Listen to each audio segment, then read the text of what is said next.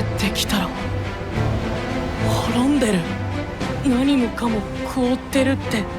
Saat membuka mata, bocah ini terkejut mendapati bumi telah membeku sepenuhnya. Tidak ada tanda kehidupan sama sekali. Yang terlihat hanyalah hamparan es yang menyelimuti bumi. Ia bertanya-tanya, apakah masih ada manusia lain yang selamat selain dirinya? Inilah awal dari kisah Tetsuo dalam alur cerita anime Snowball Earth. Untuk list episode terbaru bisa dilihat di deskripsi dan selamat menonton. Cerita ini dimulai pada tahun 2025. Langit tiba-tiba terbelah, lalu menjatuhkan kejutan paling mengerikan yang pernah dialami bumi, seekor kaiju antar galaksi raksasa. Militer segera mengerahkan persenjataan berat dan berhasil menjatuhkannya. Namun kemenangan itu hanyalah awal dari mimpi buruk yang sesungguhnya. Ternyata itu bukan kecelakaan. Itu adalah invasi besar-besaran. Gerombolan monster mengerikan terus turun dari langit, berniat menghapus umat manusia dari muka bumi. Terdesak tanpa jalan keluar, manusia akhirnya bersatu dan mengumpulkan para ilmuwan terbaik untuk membentuk pasukan pertahanan anti kaiju. Pasukan elit itu sempat memberi perlawanan sengit, tetapi korban yang jatuh sangat besar. Kota-kota hancur menjadi puing, dan perang berubah menjadi kebuntuan panjang yang brutal tanpa tanda-tanda akan berakhir. Di tengah keputusasaan itu, muncullah sosok yang tak terduga. Tetsuo Yabusame. Saat anak-anak lain bersemangat membicarakan kemunculan kaiju, Tetsuo justru duduk tenang membaca buku. Ia tak peduli pada kekacauan dunia maupun permainan teman-teman sekelasnya. Ia tampak seperti anak biasa, penyendiri, dan tidak menonjol. Namun semuanya berubah ketika di jalanan kota, sebuah robot besar berbentuk telur membuat keributan. Robot itu bernama Yukio, dijuluki Snowman. Dengan lantang ia menuntut hak-hak robot dan menolak diperlakukan sebagai senjata sekali pakai. Penciptanya yang gila berencana menjadikan Yukio drone, pengorbanan raksasa untuk menghancurkan kaiju. Para petinggi menyukai rencana kejam itu, mengabaikan perasaan sang mesin. Tapi Yukio berteriak menolak takdir tersebut. Di tengah kerumunan, Tetsuo kecil mendengar semuanya. Matanya dipenuhi rasa iba dan ngeri. Tiba-tiba alarm berbunyi. Serangan kaiju baru dimulai. Ilmuwan utama melihat kesempatan emas untuk uji coba dan memerintahkan peluncuran satu arah Yukio. Namun ada masalah besar. Tetsuo ternyata sudah duduk di dalam kokpit manual, santai membaca buku panduan.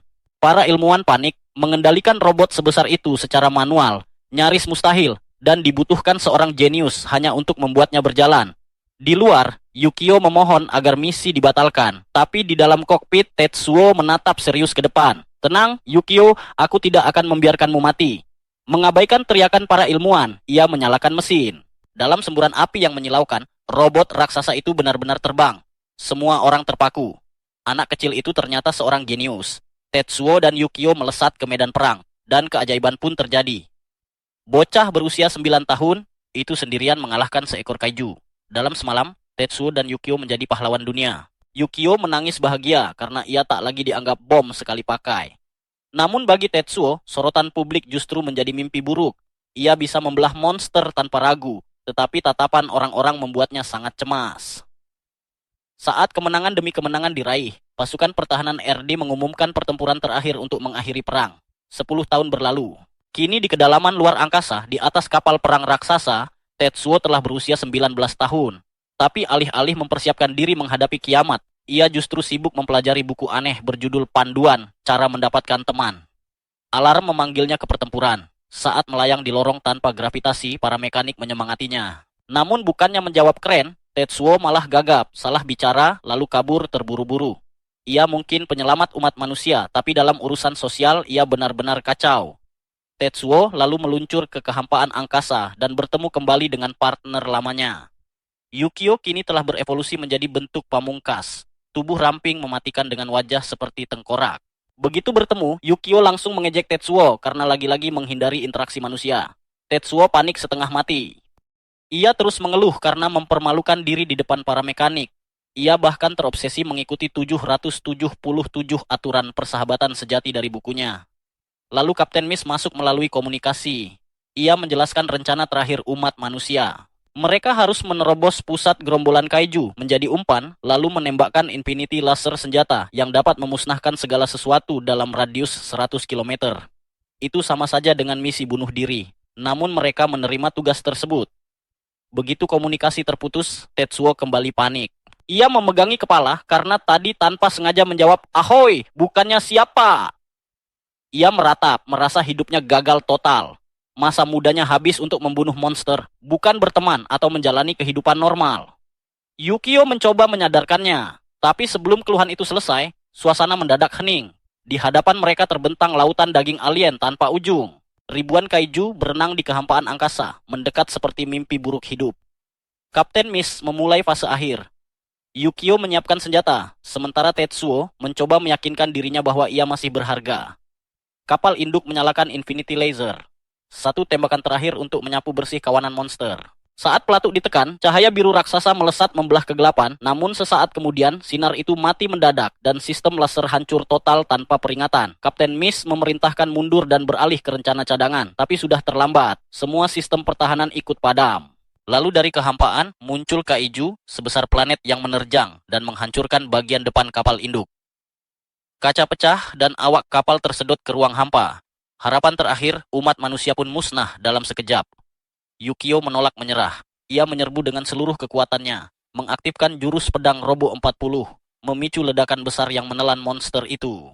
Namun ketika asap menghilang, kaiju itu sama sekali tak terluka dan monster-monster lain terus bergerak menembus puing-puing yang terbakar. Dengan suara gemetar, Tetsuo berbisik, "Apa semuanya gagal? Apa manusia kalah?" Menyadari mereka tak mungkin menang, Yukio mengaktifkan protokol ledakan kritis. Satu-satunya cara untuk mengurangi jumlah musuh dan memberi kesempatan bagi orang-orang di bumi. Namun reaksi Tetsuo justru mengejutkan. Ia tidak berteriak, tidak menangis dan tidak panik. Ia hanya duduk tenang sambil memeluk buku panduannya, lalu tertawa pahit. Ia mengejek dirinya sendiri karena akan mati sebagai penyendiri, tanpa pernah memiliki satupun teman manusia. Namun ia menatap Yukio dan berkata pelan, "Selama mereka menghadapi akhir ini bersama, ia tak takut." Saat hitung mundur bergema di kokpit, Yukio bertanya apakah ia punya penyesalan terakhir. Tetsuo hanya tersenyum, menutup mata, dan menunggu akhir dengan damai. Dalam detik-detik sunyi itu, seluruh hidupnya terlintas kembali. Ia teringat masa kecilnya yang sepi dan penuh ketakutan, sampai Yukio datang dan mengubah segalanya. Tiba-tiba ia sadar. Melihat anak-anak lain berteman dan bahagia sudah lama tak lagi menyakitinya. Karena selama ini, kekosongan itu selalu diisi oleh Yukio. Bagi dunia, Yukio hanyalah mesin kikuk yang diprogram. Namun bagi Tetsuo, ia adalah partner sejati, sahabat satu-satunya, sosok yang tak pernah meninggalkannya, bahkan saat perang menjadi gelap. Hati Tetsuo dipenuhi rasa syukur. Ia siap mati bersama sahabat terbaiknya. Namun tepat saat kedamaian itu menyelimuti mereka, sesuatu menghancurkan ketenangan tersebut. Tetsuo menyadari ada sesuatu yang salah. Yukio tidak menatapnya dengan wajah perpisahan yang tenang. Sebaliknya, robot itu memandang balik dengan sorot mata penuh duka yang begitu dalam, seolah menyimpan rahasia mengerikan yang terlalu berat untuk diucapkan. Tiba-tiba, seluruh layar di kokpit menyala merah darah. Alarm meraung memekakkan telinga. Saat itu juga, Tetsuo paham, ia telah diperdaya. Yukio sudah merencanakan semuanya. Dalam keterkejutan yang melumpuhkan, ia hanya bisa menatap ketika robot itu akhirnya mengungkap dosa terbesarnya. Dengan suara berat penuh penyesalan, Yukio meminta maaf karena telah merenggut masa kecil Tetsuo, mencuri kehidupan normalnya, dan memaksanya menghabiskan masa remaja di tengah medan perang kejam yang dipenuhi darah dan kematian. Untuk menebus semua itu, Yukio mengambil keputusan terakhirnya. Ia mengaktifkan kapsul pelarian darurat. Tetsuo langsung hancur. Ia memukul kaca sekuat tenaga. Air mata mengalir deras di wajahnya. Ia berteriak histeris, memohon agar peluncuran dibatalkan. Ia menolak pergi dan meninggalkan sahabat satu-satunya itu. Namun keputusan Yukio sudah bulat. Dengan satu gerakan tegas, ia melontarkan kapsul itu keluar, mengirim Tetsuo menjauh ke kehampaan luar angkasa yang dingin dan tanpa akhir. Semakin jauh kapsul itu melayang, Tetsuo yang terisak menjeritkan janji terakhirnya. Ia bersumpah akan tetap hidup. Ia bersumpah akan memiliki 100 teman, seperti yang selalu diinginkan Yukio. Mendengar kata-kata itu, robot tersebut memperlihatkan senyum lega yang begitu tulus. Dan sesaat kemudian, ledakan cahaya dahsyat meledak bagai kiamat. Gelombang energi raksasa menyapu segalanya, memusnahkan seluruh gerombolan kaiju dalam satu pengorbanan legendaris yang tak akan pernah terlupakan. Lalu semuanya gelap dan sangat sunyi. Sampai akhirnya, suara otomatis tanpa emosi memecah kegelapan. Mode tidur beku dinonaktifkan, pendaratan berhasil di tujuan. Saat Tetsuo terbangun, tubuhnya kaku dan lemas di dalam kapsul sempit yang sesak. Dengan tangan gemetar, ia mengusap lapisan es di monitor untuk memeriksa catatan penerbangan, dan saat itulah kenyataan lain datang. Ia benar-benar telah kembali ke bumi. Ia mendarat darurat di Jepang. Namun selama berada dalam tidur mode beku, waktu telah berlalu selama 10 tahun penuh. 1 dekade lenyap begitu saja dalam sekejap mata. Tetsuo melangkah keluar sambil menahan napas. Dalam benaknya, ia membayangkan akan disambut panas terik bulan Agustus di kampung halamannya, serta hiruk-pikuk kota yang dulu akrab di telinganya. Namun yang datang justru angin beku menusuk tulang. Ia perlahan membuka mata. Dan apa yang dilihatnya membuat darahnya seakan berhenti mengalir. Tidak ada cakrawala kota, tidak ada matahari musim panas, dan tidak ada manusia. Seluruh dunia telah hancur, gedung pencakar langit yang runtuh, sisa-sisa peradaban manusia, semuanya terkubur oleh hamparan es mematikan dan badai salju tanpa akhir sejauh mata memandang. Planet ini membeku sepenuhnya. Tetsuo tidak terbangun di rumah. Ia terbangun di kuburan putih tak berujung. Sebuah bumi bola salju yang kejam dan tak mengenal ampun. Namun, satu pertanyaan terus menghantam benaknya. Kenapa semuanya membeku? Dengan panik, Tetsuo mencoba mencari penjelasan masuk akal. Mungkin hanya Shizuoka yang terkena bencana. Ya, mungkin tempat lain masih baik-baik saja. Dengan sisa harapan, ia segera masuk kembali ke kapsul pendaratannya dan memeriksa catatan re-entry. Lalu kenyataan menamparnya keras. Monitor menunjukkan bumi, tapi bukan lagi bola biru yang indah. Planet itu kini berubah menjadi bola salju raksasa yang melayang di angkasa. Tetsuo terdiam. Selama 1 dekade ia menghilang, dan seluruh dunia membeku dalam musim dingin abadi. Pikirannya berputar liar. Bagaimana dengan peradaban manusia? Apakah semuanya musnah? Namun yang paling menusuk hatinya adalah janji lama yang pernah ia ucapkan. Ia pernah berjanji akan punya teman, namun kini tak ada manusia.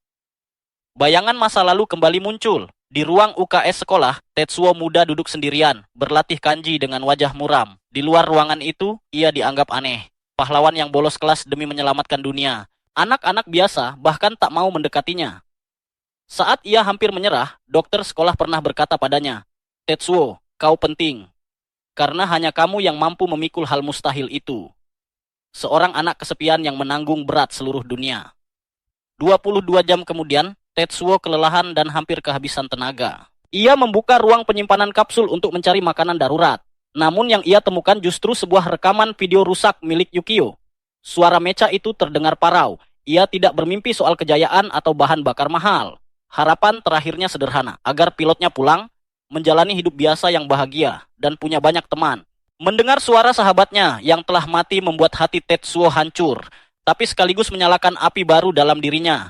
Ia menghapus air mata, mengenakan jaket, mengambil perlengkapan, lalu melangkah keluar ke padang es. Tujuannya jelas, yakni ia akan mencari teman. Kalau perlu, ia gali mereka dari bawah es. Berbekal buku keramat berjudul Teman Sejati dalam 777 Langkah. Karya Profesor Lonely Ewoki, ia membaca aturan pertama, keluar dari rumah. Maka kapsul itu ia jadikan markas, lalu mulai menjelajah mencari penyintas. Tak lama kemudian, ia melihat seseorang duduk diam di sebuah excavator mini. Dengan semangat seperti anjing emas yang melihat pemiliknya, Tetsuo berlari mendekat. Namun saat ia menepuk orang itu, lengannya patah dan jatuh seperti es batu. Orang itu telah lama mati membeku. Dengan sedih Tetsuo menunduk memberi hormat. Tapi saat ia menyalakan mesin ekskavator itu, mesinnya hidup. Matanya berbinar karena baru saja mendapat kendaraan baru. Dengan gembira, ia mengendarai alat berat kecil itu hingga sampai di tepi kawah raksasa yang menganga gelap. Menurut teorinya, jika permukaan bumi membeku, manusia pasti berlindung di bawah tanah. Ia menarik napas, bersiap berteriak memanggil calon teman pertamanya. Namun rasa canggung sosial menghantamnya seketika. Ia meringkuk malu di atas es, yakin bahkan anjing liar pun tak mau berteman dengannya. Saat itulah bayangan besar jatuh menutupi tubuhnya. Ia menoleh. Seekor monster ikan jelek luar biasa berdiri di belakangnya, kaiju antar galaksi. Ternyata makhluk-makhluk itu juga sampai ke bumi. Tetsuo panik total. Melawan monster luar angkasa dengan ekskavator mini jelas ide buruk. Ia langsung mundur, tapi tepian es runtuh. Ia jatuh ke jurang gelap gulita. Ketika sadar, ia berada di dasar kawah. Tubuhnya sakit, tapi masih hidup. Lalu ia melihat sekeliling. Jalanan membatu dalam es. Lampu kota terjebak dalam gletser. Sebuah kota manusia utuh, terkubur dalam makam dingin dan air matanya hampir jatuh. Namun ia tak patah semangat. Ia naik kembali ke ekskavator kuningnya. Dunia boleh membeku, namun misi mencari teman tetap berjalan. Tiba-tiba sang kaiju muncul kembali dari balik es, liurnya menetes rakus. Mata Tetsuo langsung menajam. Anak penakut itu seolah telah lenyap, digantikan sosok pilot veteran yang kembali bangkit. Tanpa ragu ia menyerbu, mengayunkan bucket ekskavator seperti tongkat baseball. Namun hantaman keras itu hanya memantul dari kulit monster yang keras membatu. Tetsuo segera mundur, memaksa dirinya tenang dan menganalisis. Serangan monster selalu lurus ke depan. Makhluk itu jelas ingin menelannya utuh. Jika tak punya senjata, maka ia harus membuat senjata sendiri. Saat kaiju membuka mulut lebar untuk serangan terakhir, kata-kata sang dokter kembali terngiang di kepalanya. Kau penting karena kau pembunuh kaiju. Dengan seluruh tenaga yang tersisa, Tetsuo mencabut bucket dari lengan hidrolik ekskavator, lalu mengubahnya menjadi tombak logam raksasa. Dalam satu teriakan, ia menusukkannya lurus ke tenggorokan monster hingga menembus otaknya. Itulah darah pertama yang tumpah di bumi bola salju. Ketika debu mulai mereda, muncullah sekelompok pemulung aneh dari kejauhan. Ada Iski, pria besar bermata satu dengan penutup mata. Ada Ao, gadis berambut perak dengan tatapan tenang. Dan ada Makoto, anak kecil yang bersembunyi di balik hoodie kuning kebesaran. Mereka menatap bangkai kaiju dengan mata berbinar. Bagi mereka, itu bukan monster, melainkan harta karun hidup. Saking gembiranya, mereka bahkan melempar Ao ke udara seperti pemenang festival. Namun kegembiraan itu berhenti seketika saat mereka melihat Tetsuo berdiri di dalam mulut monster. Tubuhnya berlumuran darah. Kekacauan pun pecah. Mereka mengira pria itu adalah iblis yang baru keluar dari perut kaiju. Dalam kepanikan, Ao terjatuh telak ke tanah. Bagi Tetsuo, pemandangan itu justru terasa seperti mukjizat, manusia sungguhan. Setelah sekian lama, akhirnya ia bertemu sesama manusia. Dengan tangan gemetar, ia buru-buru membuka buku panduannya. Langkah berikutnya adalah senyum. Maka Tetsuo pun tersenyum selebar mungkin. Sayangnya, dengan tubuh penuh darah, wajah pucat, dan mata kurang tidur, senyum itu justru membuatnya tampak seperti psikopat gila. Kelompok pemulung itu semakin ketakutan, sementara Tetsuo yang terlalu lega akhirnya melihat manusia lain, langsung roboh dan pingsan seketika. Saat terbangun, ia mendapati dirinya berada di gua es bawah tanah yang bercahaya biru. Para pemulung sedang sibuk memotong bangkai kaiju, mengambil daging, tulang, dan kulitnya satu persatu. Tetsuo mencoba bangun, namun kemudian tersadar akan sesuatu. Tangannya terikat dan ia kini adalah tahanan, namun mengikat mantan pilot adalah kesalahan besar. Berkat latihan menghadapi tekanan gravitasi mematikan selama bertahun-tahun, Tetsuo dengan santai melepaskan bahunya dari sendi, meloloskan tangan dari ikatan, lalu memasangnya kembali. Sementara itu, para pemimpin regu sedang berpesta merayakan kemenangan. Iseki dan Otoichi, si berkacamata terus menyemangati Ao, sambil membanggakan bahwa kota bawah tanah mereka, Mall, malam ini akan berpesta besar. Otoichi bahkan terbawa perasaan sampai menangis, mengenang masa kecil Ao, yang dulu sering terisak sendirian. Kini gadis itu telah tumbuh menjadi pemimpin yang dihormati. Momen hangat dan menyentuh itu mendadak hancur ketika seorang anggota kru berlari panik sambil berteriak sekeras-kerasnya. Orang yang tadi kita ikat hilang. Gangguan dalam sistem mereka kini benar-benar lepas. Para pemulung rupanya bukan sekadar memotong daging monster. Mereka sedang mengebor tubuh makhluk itu demi bahan bakar. Dua pekerja menyalurkan cairan gelap dan hangat dari tubuh monster untuk menyalakan lampu minyak mereka. Tetsuo menyaksikan cara bertahan hidup yang brutal itu dengan penuh kekaguman. Di dunia putih, beku yang menyerupai neraka ini, manusia ternyata tidak menyerah dan mati begitu saja. Mereka beradaptasi. Mereka mengubah mimpi buruk kosmik yang menghancurkan dunia menjadi sumber kehidupan. Namun ketenangan itu kembali pecah. Putra kecil Takamura, yaitu Joji, bermain-main dan berjalan menjauh, mengabaikan semua larangan keras. Bocah itu berlari lurus ke zona berbahaya, tepat di bawah bongkahan es raksasa yang tidak stabil. Tetsuo melihat retakan muncul di atas kepala anak itu. Ia langsung berlari sekuat tenaga, tetapi jaraknya terlalu jauh. Ia tidak akan sempat dan butuh jangkauan tambahan. Meraih pipa logam panjang di dekatnya, sosok kikuk itu seolah menghilang. Yang muncul adalah veteran pilot mecha sejati. Dengan naluri tempur yang tertanam dalam tubuhnya, ia menyalurkan insting bertarung robot raksasa ke gerakan manusia biasa. Teknik pedang, satu tebasan ala robot pun dilepaskan. Bongkahan es mematikan itu hancur berkeping-keping, tepat sesaat sebelum menimpa Joji. Takamura segera datang memarahi putranya yang menangis keras karena rasa lega bercampur marah. Setelah itu, ia menoleh kepada Tetsuo. Suasana tampak mulai tenang, sampai dua pekerja berkacamata saling berpandangan. Kami kenal semua orang di mall, tapi belum pernah melihatmu. Tubuh Tetsuo langsung membeku. Pikirannya panik, teringat aturan nomor 3 dalam bukunya, yakni, perkenalkan dirimu. Kecemasan sosialnya memuncak. Ia gagap, berkeringat dingin, dan tak mampu menyusun kalimat dengan benar. Para kru mulai mengepungnya dengan tatapan curiga. Namun Takamura menghentikan semuanya dengan satu tamparan keras kepada anak buahnya. Menyuruh semuanya diam, karena Tetsuo telah menyelamatkan anaknya. Pria besar dan menakutkan itu melangkah maju, lalu mengulurkan tangan bersarung tebalnya. Namaku Takamura. Untuk pertama kalinya, dalam 10 tahun yang menyakitkan, Tetsuo merasakan hangatnya jabat tangan manusia lain. Perasaan itu begitu kuat, hingga akhirnya ia mampu bicara. Takamura resmi menyambutnya ke klub bawah tanah mereka, bahkan menjanjikan steak kaiju premium jalur belakang, selama pemimpin regu yang tegas, Nishimura, tidak mengetahuinya. Namun baru saja nama itu disebut, sosok yang dimaksud muncul. Komandan berambut perak bersama Iseki yang bertubuh besar akhirnya tiba di dasar kawah. Iseki langsung menunjuk Tetsuo, ingin menangkap penyusup itu. Tetapi yang tetap tenang dan penuh perhitungan, menepisnya. Ancaman aktif terhadap mall lebih penting, ceritanya nanti saja. Ia pun membalikkan badan untuk membantu memanen bangkai monster. Tiba-tiba, dari entah mana, seekor kaiju raksasa lain menerjang masuk ke lokasi. Dari gerak-geriknya, makhluk itu ingin merebut bangkai monster yang kalah dan juga Tetsuo. Ia lebih dulu mengusap lembut tubuh kaiju yang telah mati itu. Lalu, seketika, makhluk tersebut kehilangan kendali dan mengamuk. Naluri veteran Tetsuo langsung menjerit memberi peringatan bahwa ada sesuatu yang sangat salah. Dari bentuk tulangnya hingga gerakannya yang liar dan tak menentu, makhluk itu jelas berbeda dari sampah galaksi yang pernah ia hadapi di orbit dan jauh lebih mematikan. Sebelum siapapun sempat benar-benar memahami ancaman tersebut, monster itu sudah menerjang, menyambar salah satu pemulung dan mencabiknya tanpa ampun hingga darah berhamburan, menandai dimulainya pembantaian. Tetsuo hanya bisa menatap ngeri. Mecha raksasa bersenjata miliknya, Yukio, telah lama hilang. Tombak ekskavator daruratnya pun hancur, membuatnya kini berdiri tanpa senjata apapun di hadapan predator puncak yang haus darah. Panik menghantam, pikirannya berpacu mencari cara untuk membunuh monster itu.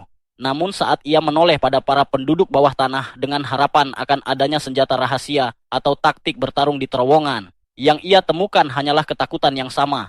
Mereka membeku dalam teror. Ketika monster raksasa itu menjulang dan mengaum keras hingga mengguncang seluruh gua es, semua orang sadar ini bukan sekadar ancaman, melainkan pembantaian besar-besaran yang menunggu terjadi, membuat para pemulung menjatuhkan alat kerja mereka karena kini mereka bukan lagi pemburu melainkan mangsa. Namun Komandan Ao menolak membiarkan satu orang lagi dimangsa. Saat monster menerkam korban kedua, ia melompat tanpa ragu ke zona maut dan menarik orang itu dari ambang kematian di detik terakhir, sebelum berlutut menghantamkan dahinya ke tanah es, menyesali pria yang gagal ia selamatkan. Rasa duka itu segera berubah menjadi naluri bertahan hidup saat ia berteriak. Aktifkan mesin kabut darurat, membuat ventilasi industri raksasa menyemburkan asap putih tebal yang menelan seluruh kawah dan monster. Sementara Komandan Ao meraih megapon dan memerintahkan semua orang naik ke jaring kargo besar untuk kabur. Perintah itu diulang oleh Otoichi dan seluruh kru, Iseki, Takimura, bahkan si kecil Makoto, memanjat dinding es curam secepat mungkin karena nyawa mereka benar-benar bergantung pada itu. Pengalihan tersebut berhasil, semua orang lolos, kecuali Tetsuo. Ia berdiri sendirian di tengah kabut pekat, menatap siluet mengerikan kaiju yang kini membalas tatapannya, membuat pikirannya kacau antara naluri lamanya sebagai penyelamat umat manusia yang menyuruhnya bertarung dan kenyataan pahit bahwa ia kini hanyalah manusia tanpa senjata. Apa yang sebenarnya kulakukan? Tanpa Yukio, ia sadar melawan monster sebesar itu dengan tangan kosong sama saja bunuh diri, membuat jiwa pahlawannya berbenturan dengan tubuh rapuhnya. Maju berarti mati, mundur berarti membiarkan mimpi buruk ini berlanjut. Di sisi lain, evakuasi berlangsung kacau saat Takimura memeluk anaknya sambil berteriak agar Tetsuo berhenti menjadi pahlawan dan segera lari. Namun Tetsuo tidak mendengarkan. Dengan keberanian nekat, ia justru berlari lurus ke arah monster, menarik perhatian makhluk itu yang mengayunkan tangan raksasanya, menghancurkan bongkahan es hingga seluruh gua es berubah menjadi zona runtuh. Melihat aksi nekat itu, Takimura mencoba kembali namun ditahan paksa. Sementara Komandan Ao pun terhalang hujan es runtuh, hingga ketika semua kru lain berhasil keluar, Keberuntungan Tetsuo akhirnya habis saat makhluk humanoid mengerikan itu bergerak licik dan menangkapnya dalam genggaman raksasa. Tak ada tempat lari, tak ada senjata tersisa, dan kaiju itu perlahan mengangkatnya menuju rahang, menganga yang siap menelannya, cengkeramannya menghancurkan tulang, dan membuat akhir hidupnya tampak pasti. Namun tepat sebelum rahang itu menutup, chip bercahaya di pipinya tiba-tiba aktif, mengirim sinyal frekuensi tinggi tanpa suara. Dan di detik berikutnya, langit-langit gua es meledak saat sebuah robot lapis baja jatuh seperti meteor, menghantam kaiju itu hingga hancur seketika. Tetsuo terpaku saat asap menyingkir, memperlihatkan chassis baru yang asing namun familiar. Sebelum suara yang sangat ia kenal terdengar, Yukio belum mati. Ia kembali dalam bentuk yang lebih kecil untuk menyelamatkannya. Beberapa menit sebelumnya, jauh di permukaan beku, kapsul pelarian milik Tetsuo diam-diam telah bekerja selama 42 jam, memproses data tempur terenkripsi hingga saat chip aktif. Sistem kembali menyala, mengunci koordinat bawah tanah, dan meluncur seperti misil orbital menembus langit untuk tiba tepat waktu. Namun kisah Yukio jauh lebih panjang. Dimulai 14 tahun lalu saat kaiju bermata serangga mengamuk di kota. Dan satu-satunya harapan manusia adalah mecha merah kikuk milik Tetsuo muda yang bahkan bermasalah karena sendinya macet dan bahan bakarnya tertukar. Semua akibat kelalaian Dr. Kojika. Meski pertempuran saat itu kacau hingga terasa absurd, malam harinya di hanggar sunyi berubah hangat ketika Tetsuo menyadari bahwa Yukio bukan sekadar mesin tempur, melainkan sahabat pertamanya. Kembali ke masa kini, setelah 120 hari sejak pertempuran terakhir, Tetsuo sempat melayang sendirian di kapsul luar angkasa.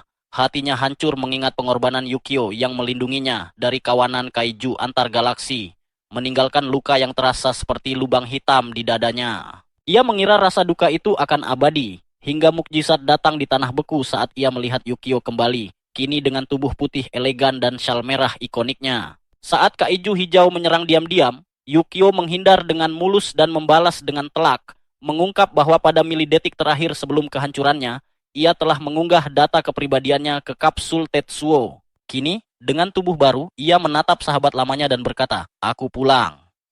Duduk di telapak tangan raksasa itu, Tetsuo akhirnya runtuh. Air mata mengalir tanpa bisa dibendung saat ia menyambut kembalinya sahabatnya.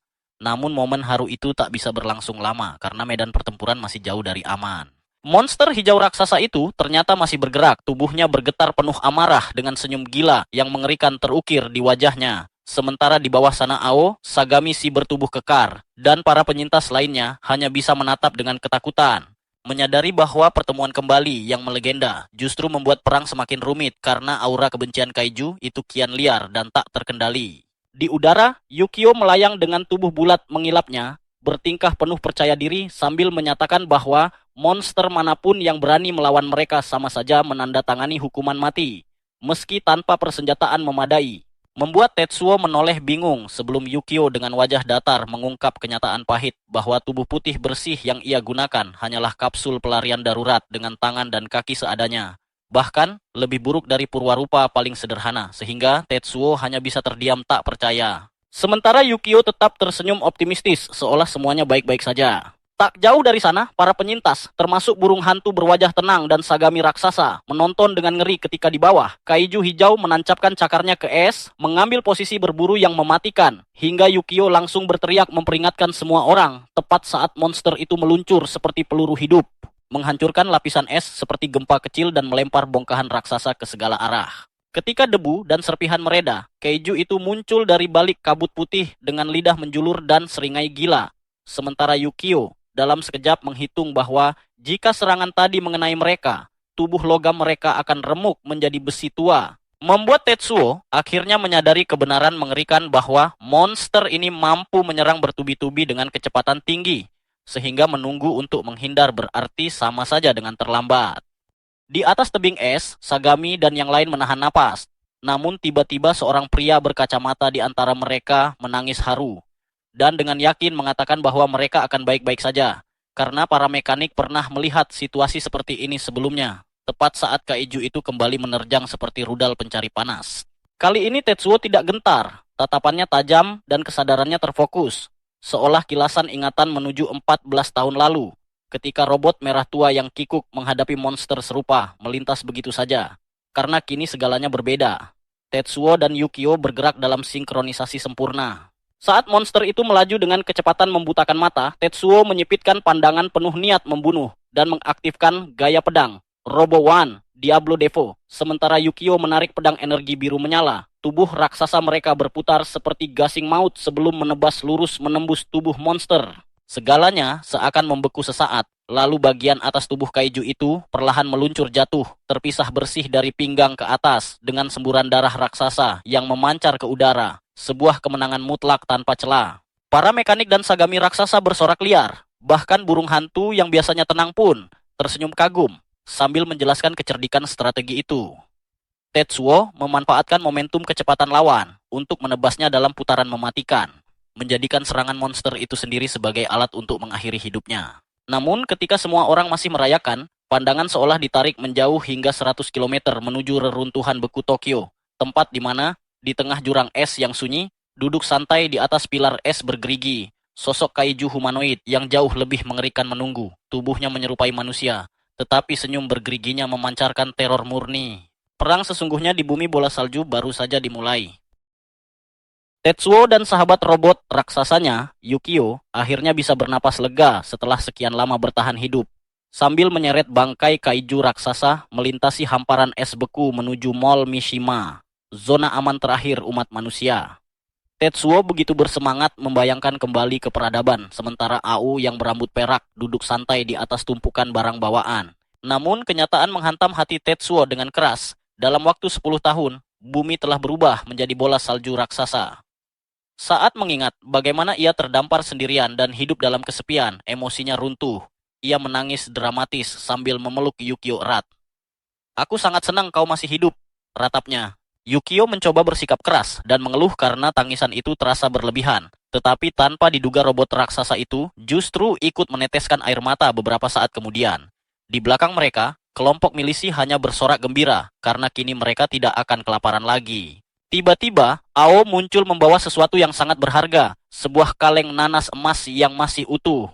Di dunia beku seperti ini, gula hanyalah legenda, sehingga kaleng itu terasa seperti harta karun langka. Saat dibuka, aroma manisnya langsung menyebar ke udara, dan mata Ao berbinar seperti hati merah muda. Tetsuo langsung berkeringat melihat betapa berharganya benda itu. "Apakah benar aku boleh memakannya?" Ia sempat menolak, tetapi Ao gemetar menahan godaan dan, dengan suara bergetar, memerintahkannya untuk segera makan sebelum ia berubah pikiran. Ia membalikkan badan sambil menjelaskan bahwa mereka telah menyelamatkan nyawanya. Jadi ia harus membalas dengan sesuatu yang setara. Dan bagi Ao, buah kalengan itu nilainya sama dengan nyawanya sendiri. Karena tak enak menolak, Tetsuo pun menggigit sepotong nanas itu. Seketika Ao menjerit seolah jiwanya hancur. Tetsuo panik dan hendak memuntahkannya, tetapi Ao hanya meratap karena persediaan nanas dunia baru saja berkurang. Sementara Yukio dengan canggung menyarankan agar semuanya dibagi bersama. Rasa manis buah itu begitu luar biasa, hingga Ao tanpa sadar berterima kasih kepada para dewa sebelum sempat berdoa. Namun suasana mendadak berubah serius. Ternyata alasan Ao membagikan harta sucinya itu adalah untuk menyampaikan informasi penting. Ia memperkenalkan diri dengan resmi, "Aku Aonoi." Tetsuo dengan semangat membalas perkenalan itu, sementara Yukio hanya melontarkan komentar sinis. Ao lalu menatap Tetsuo dengan sangat serius. "Haruskah aku menceritakan apa yang terjadi 10 tahun lalu?" Seketika semua candaan lenyap, mata Tetsuo membesar saat misteri terbesar dunia beku mulai terungkap. 10 tahun lalu, di Jepang, hari itu bermula seperti musim panas biasa di pantai, hingga sesuatu muncul dari lautan, bukan dari luar angkasa, melainkan bangkit dari samudera. Seekor kaiju humanoid dengan senyum mengerikan muncul, diiringi bola-bola putih raksasa yang melayang di sekelilingnya. Militer mencoba bertindak, tetapi bahkan belum sempat menembakkan satu peluru pun, suhu dunia langsung turun drastis. Bola-bola putih itu menyebar ke seluruh penjuru bumi, lalu badai suhu nol mutlak menyapu segalanya. Tak ada perang heroik, tak ada perlawanan terakhir, hanya pembekuan instan yang mengubah manusia menjadi patung es dalam sekejap.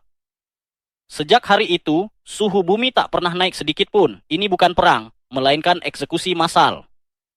Kembali ke masa kini, Tetsuo benar-benar terkejut. Satu kaiju saja mampu melakukan semua ini, tepat setelah dirinya pergi. Tapi bagaimana dengan RD, pasukan anti kaiju terkuat itu?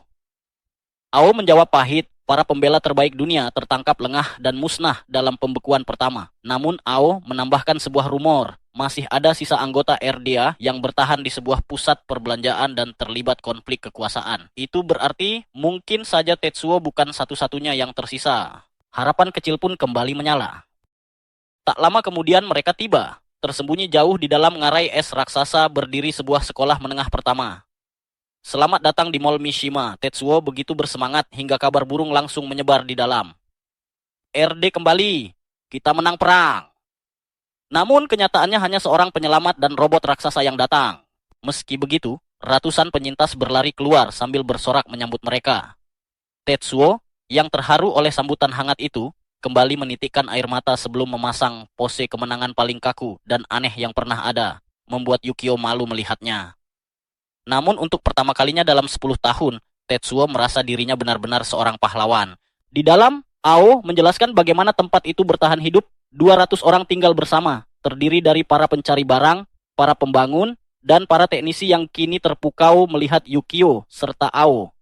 Dengan santai, Ao bahkan mengaku bahwa dirinya adalah kepala bagian keuangan.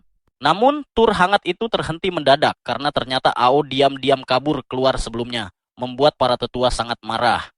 Saat itulah pria besar bernama Takamura maju dan menawarkan diri untuk menjaga Tetsuo. Dengan tatapan serius, ia berkata, "Pertama-tama akan kutunjukkan tempat itu." Tetsuo langsung berkeringat dingin, membayangkan sesuatu yang mencurigakan. Ia mengira akan dibawa ke ruang rapat, tetapi ternyata Takamura justru menyeretnya ke pemandian air panas sungguhan. Setelah 10 tahun membeku di luar angkasa, air panas itu terasa seperti surga bagi Tetsuo. Tetapi di balik kenyamanan itu, pikirannya justru dipenuhi pertanyaan.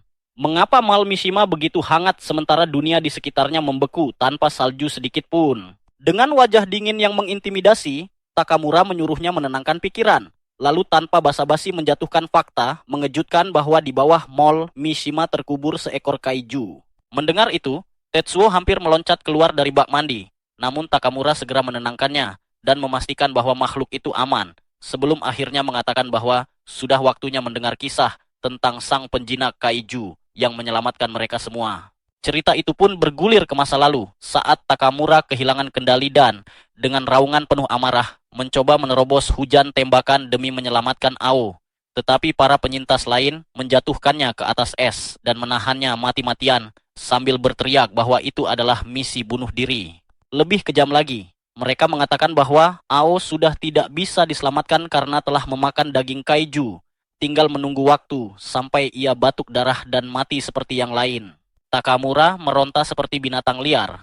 Air mata mengalir di wajahnya saat ia berteriak bahwa meninggalkan seorang anak berarti membuang sisi kemanusiaan mereka. Namun kerumunan yang telah hancur jiwanya membalas dengan dingin bahwa tidak ada penyelamat lagi. Dan jika ingin bertahan hidup di neraka itu, yang lemah harus ditinggalkan. Jeritan putus asa Takamura menggema di ngarai es. Tetapi semuanya sudah terlambat. Ao ditinggalkan sendirian di tengah salju. Tubuh kecil Ao terbaring membeku. Rambutnya perlahan memutih hingga suara mengerikan menggema di dalam kepalanya, menyatakan bahwa ia telah dibuang dan akan mati. Saat itulah ia menyadari bahwa suara itu berasal dari daging kaiju yang baru saja ia makan. Sebuah entitas asing yang menegaskan bahwa sebentar lagi ia akan dilahap dari dalam. Namun, Ao hanyalah seorang anak kecil yang, di tengah ketakutan, masih memimpikan hal-hal sederhana. Ingin mengenakan seragam kelulusan, merasakan jatuh cinta, bertanding di Olimpiade, dan menikmati pancake hangat. Bukan mati membeku dengan daging monster sebagai santapan terakhir.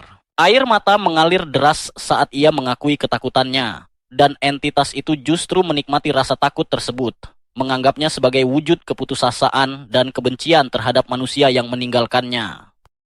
Anehnya Ao menolak perasaan itu. Ia tidak membenci, justru sangat menyayangi mereka.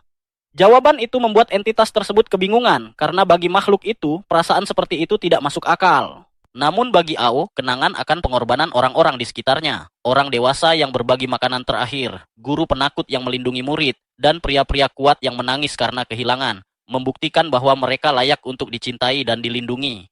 Ketegangan memuncak ketika seekor kaiju hijau raksasa mendekat untuk menghabisinya. Tetapi alih-alih menyerah, Ao berdiri dengan tatapan penuh amarah dan berteriak bahwa meski tidak ada penyelamat yang datang, mereka masih memiliki dirinya. Ia bersumpah akan menghancurkan monster itu dan menyatakan bahwa umat manusia akan menang.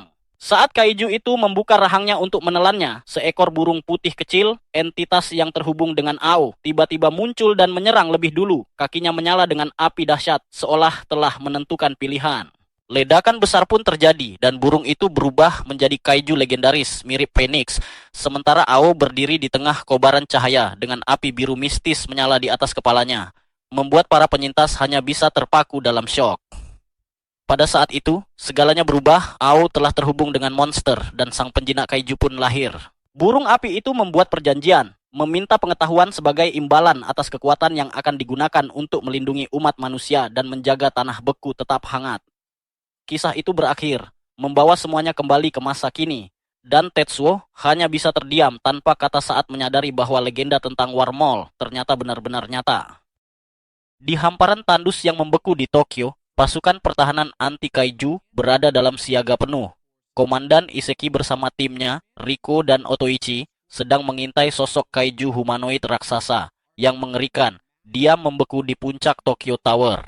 Makhluk itu tidak bergerak sedikit pun, namun menumbangkannya adalah prioritas mutlak demi menyelamatkan dunia. Masalahnya sederhana namun mematikan, dingin yang luar biasa membuat mereka mustahil mendekat tanpa sumber panas besar. Belum sempat mereka menyusun rencana matang, keju humanoid itu menyadari keberadaan mereka. Dalam sekejap, es di bawah kaki mereka pecah dan 3 kaiju merah raksasa berbentuk cacing menerobos keluar dari kota beku. Mereka adalah penjaga pribadi sang humanoid. Tanpa jalan mundur, Otoichi melangkah maju tanpa rasa gentar. Dengan penuh semangat, ia mengobarkan tekad sebagai perwakilan skuad RD, siap menunjukkan pada monster-monster itu seperti apa kekuatan sejati umat manusia. Sementara itu, jauh di bawah tanah, di tempat perlindungan Mall Mashima, Tetsuo dan Ao sedang meneliti sumber panas yang sangat dibutuhkan militer. Seekor kaiju burung raksasa yang menyala seperti api. Dengan santai, Ao menjelaskan asal-usul makhluk tersebut. Dahulu, ia hanyalah monster tanpa pikiran. Namun setelah terhubung dengan kesadaran Ao, ia berevolusi, memperoleh kecerdasan, dan mengambil wujud burung api. Menariknya, makhluk mengerikan ini ternyata seorang pecinta cerita. Karena seluruh energinya habis hanya untuk menjaga mall tetap hangat, ia tidak bisa bergerak. Sebagai imbalannya, ia menuntut satu hal sederhana, dibacakan cerita setiap hari. Ao menuruti permintaan itu tanpa gagal, bahkan sang burung menamai dirinya sendiri, Land of Man dari buku favoritnya.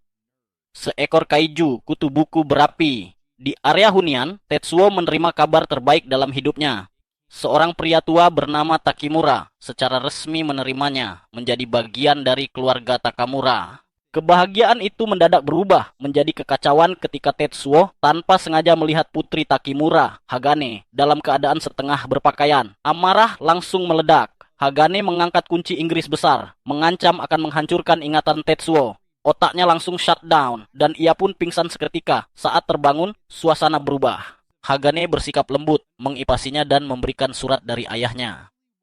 Dalam surat itu, Takimura meminta Tetsuo melindungi Hagane yang disebutnya rapuh dan masih berduka atas kematian ibunya. Namun begitu memahami maksud sebenarnya, senyum licik muncul di wajah Hagane. Ia sadar kini memiliki pelindung kuat yang bisa ia manfaatkan kapan saja. Tanpa membuang waktu, ia menyeret Tetsuo berkeliling mall, hingga akhirnya membawa ke tempat favoritnya, laboratorium rahasia milik mendiang ibunya. Dengan bangga, ia memperlihatkan ciptaannya, seekor robot kura-kura kecil yang menggemaskan. Namun ternyata itu bukan tujuan utama. Ia membuka sebuah proyek misterius dan meminta pendapat Tetsuo. Apakah alat itu benar-benar berguna?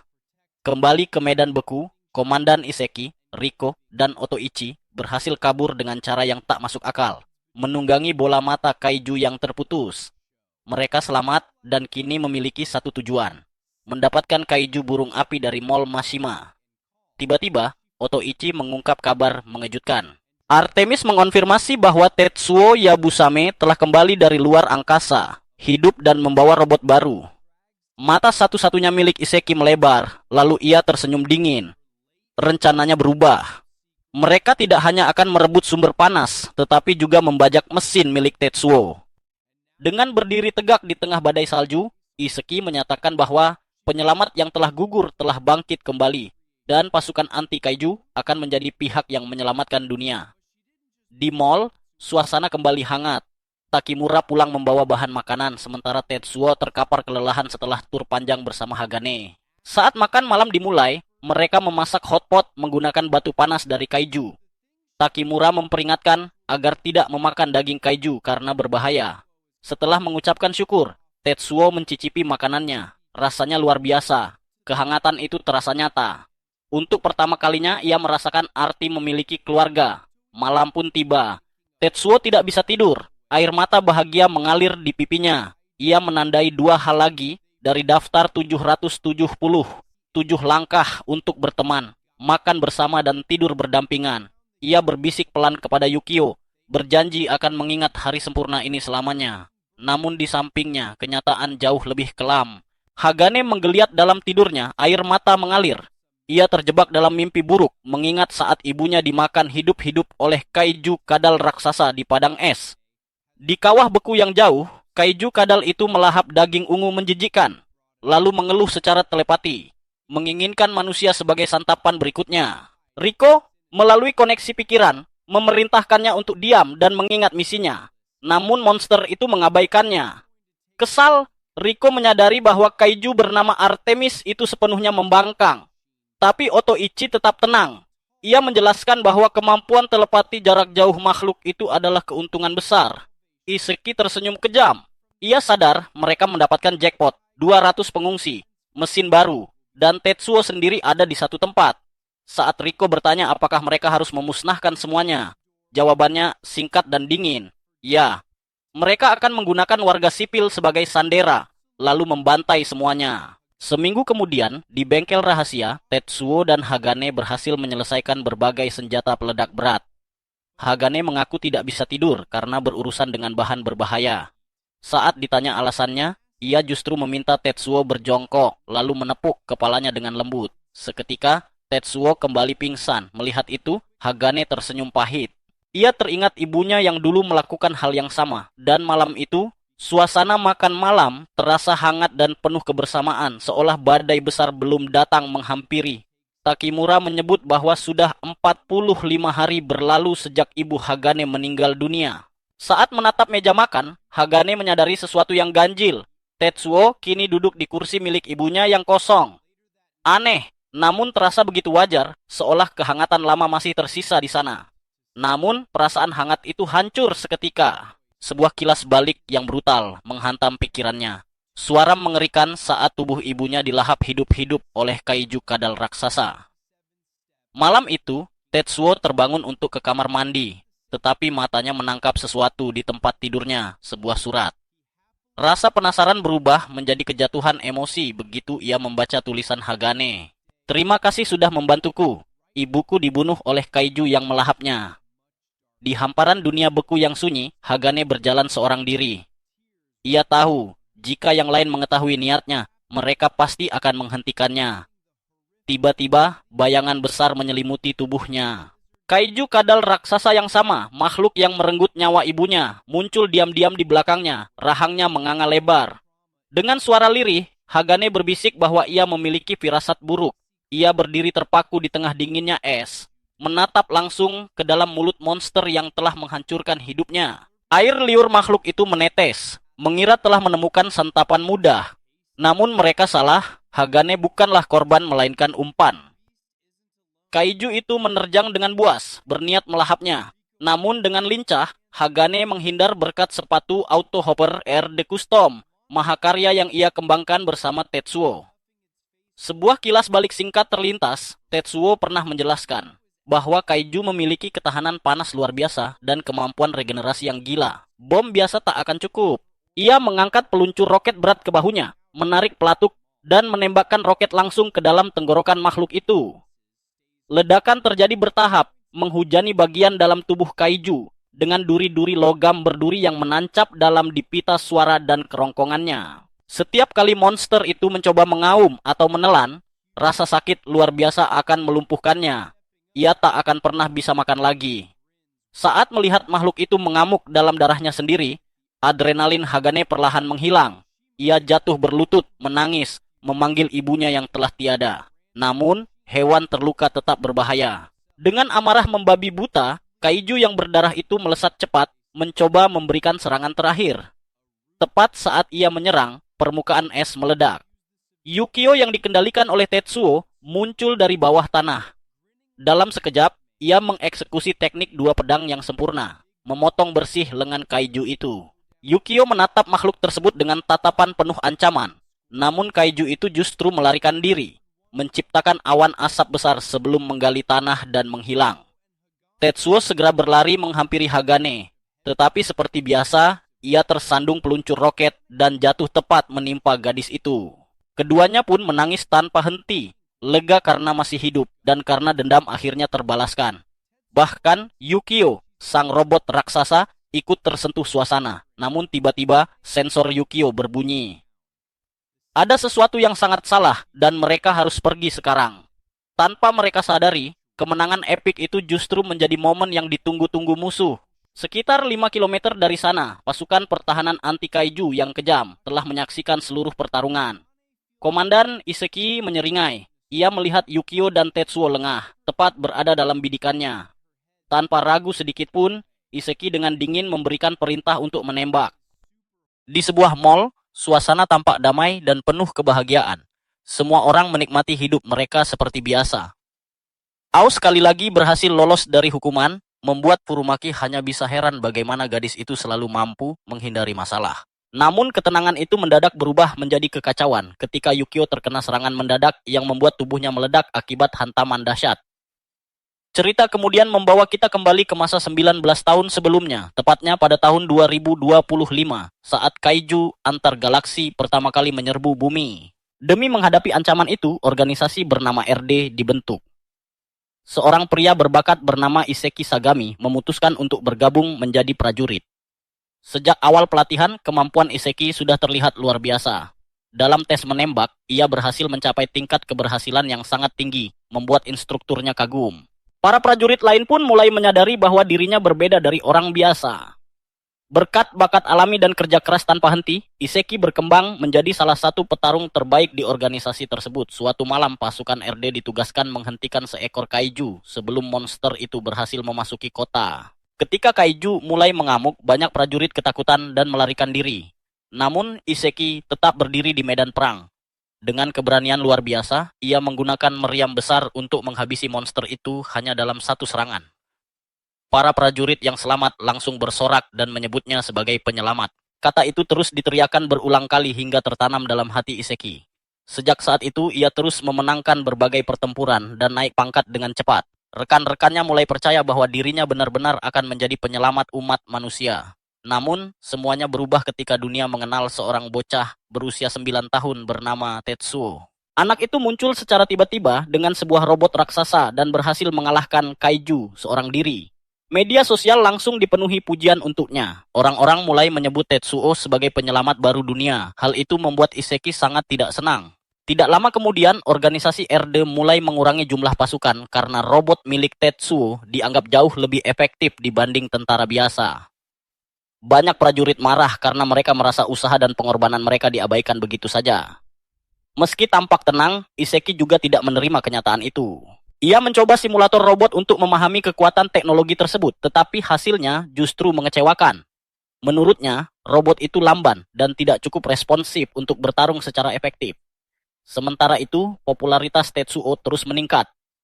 Ia berhasil mengalahkan banyak kaiju dengan kerusakan seminimal mungkin. Orang-orang yang diselamatkannya terus memujinya sebagai penyelamat sejati.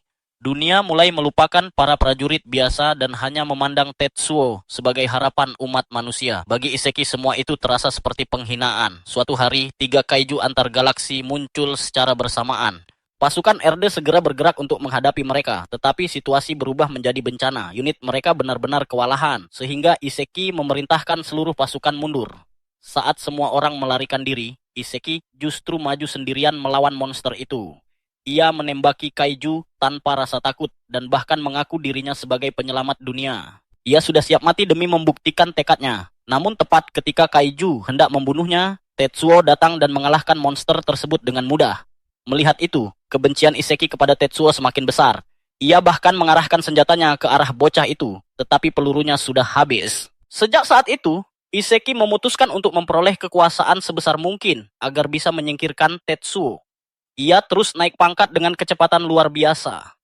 Setelah memiliki pengaruh besar di dalam organisasi, Iseki mulai menjalankan rencananya. Ia mengatakan kepada para petinggi bahwa menaruh seluruh harapan dunia pada satu orang adalah tindakan bodoh. Menurutnya, dunia membutuhkan lebih banyak penyelamat. Karena itulah, ia mengusulkan pembentukan tim baru yang terdiri dari anak-anak berbakat. Dengan dirinya sebagai instruktur utama, mereka diyakini mampu melampaui Tetsuo. Usulan itu diterima dengan antusias.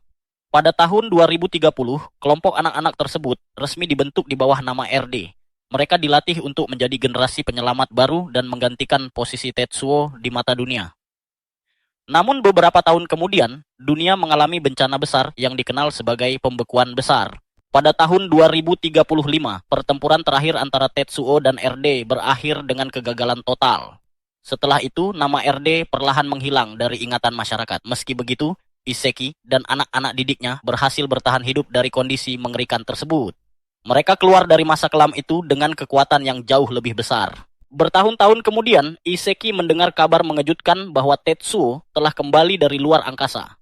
Mendengar hal itu, ia merasa kesal karena musuh lamanya ternyata masih hidup. Kini, Iseki bertekad merebut kekuatan kaiju api milik Mishima dan mesin baru milik Tetsuo. Baginya, dunia tidak membutuhkan penyelamat selain RD. Kembali ke masa sekarang, Yukio tiba-tiba merasa ada sesuatu yang buruk akan terjadi. Ia segera menyuruh Tetsuo masuk ke dalam gedung. Namun sebelum mereka sempat bereaksi, bawahan Iseki menembakkan senjata kaiju mereka. Serangan itu langsung menghantam Yukio dan menyebabkan kerusakan besar pada tubuhnya. Melihat sahabatnya terluka parah, Tetsuo langsung panik dan berlari menghampirinya. Di sisi lain, Iseki dan kelompoknya justru merayakan keberhasilan serangan tersebut. Mereka percaya bahwa kemenangan kini berada di tangan mereka karena mall milik Mishima telah kehilangan senjata terkuatnya. Namun di tengah perayaan itu, seorang anggota bernama Yuma tampak tidak bahagia. Kaiju miliknya mengamuk di luar kendali dan menyebabkan Artemis kehilangan nyawa.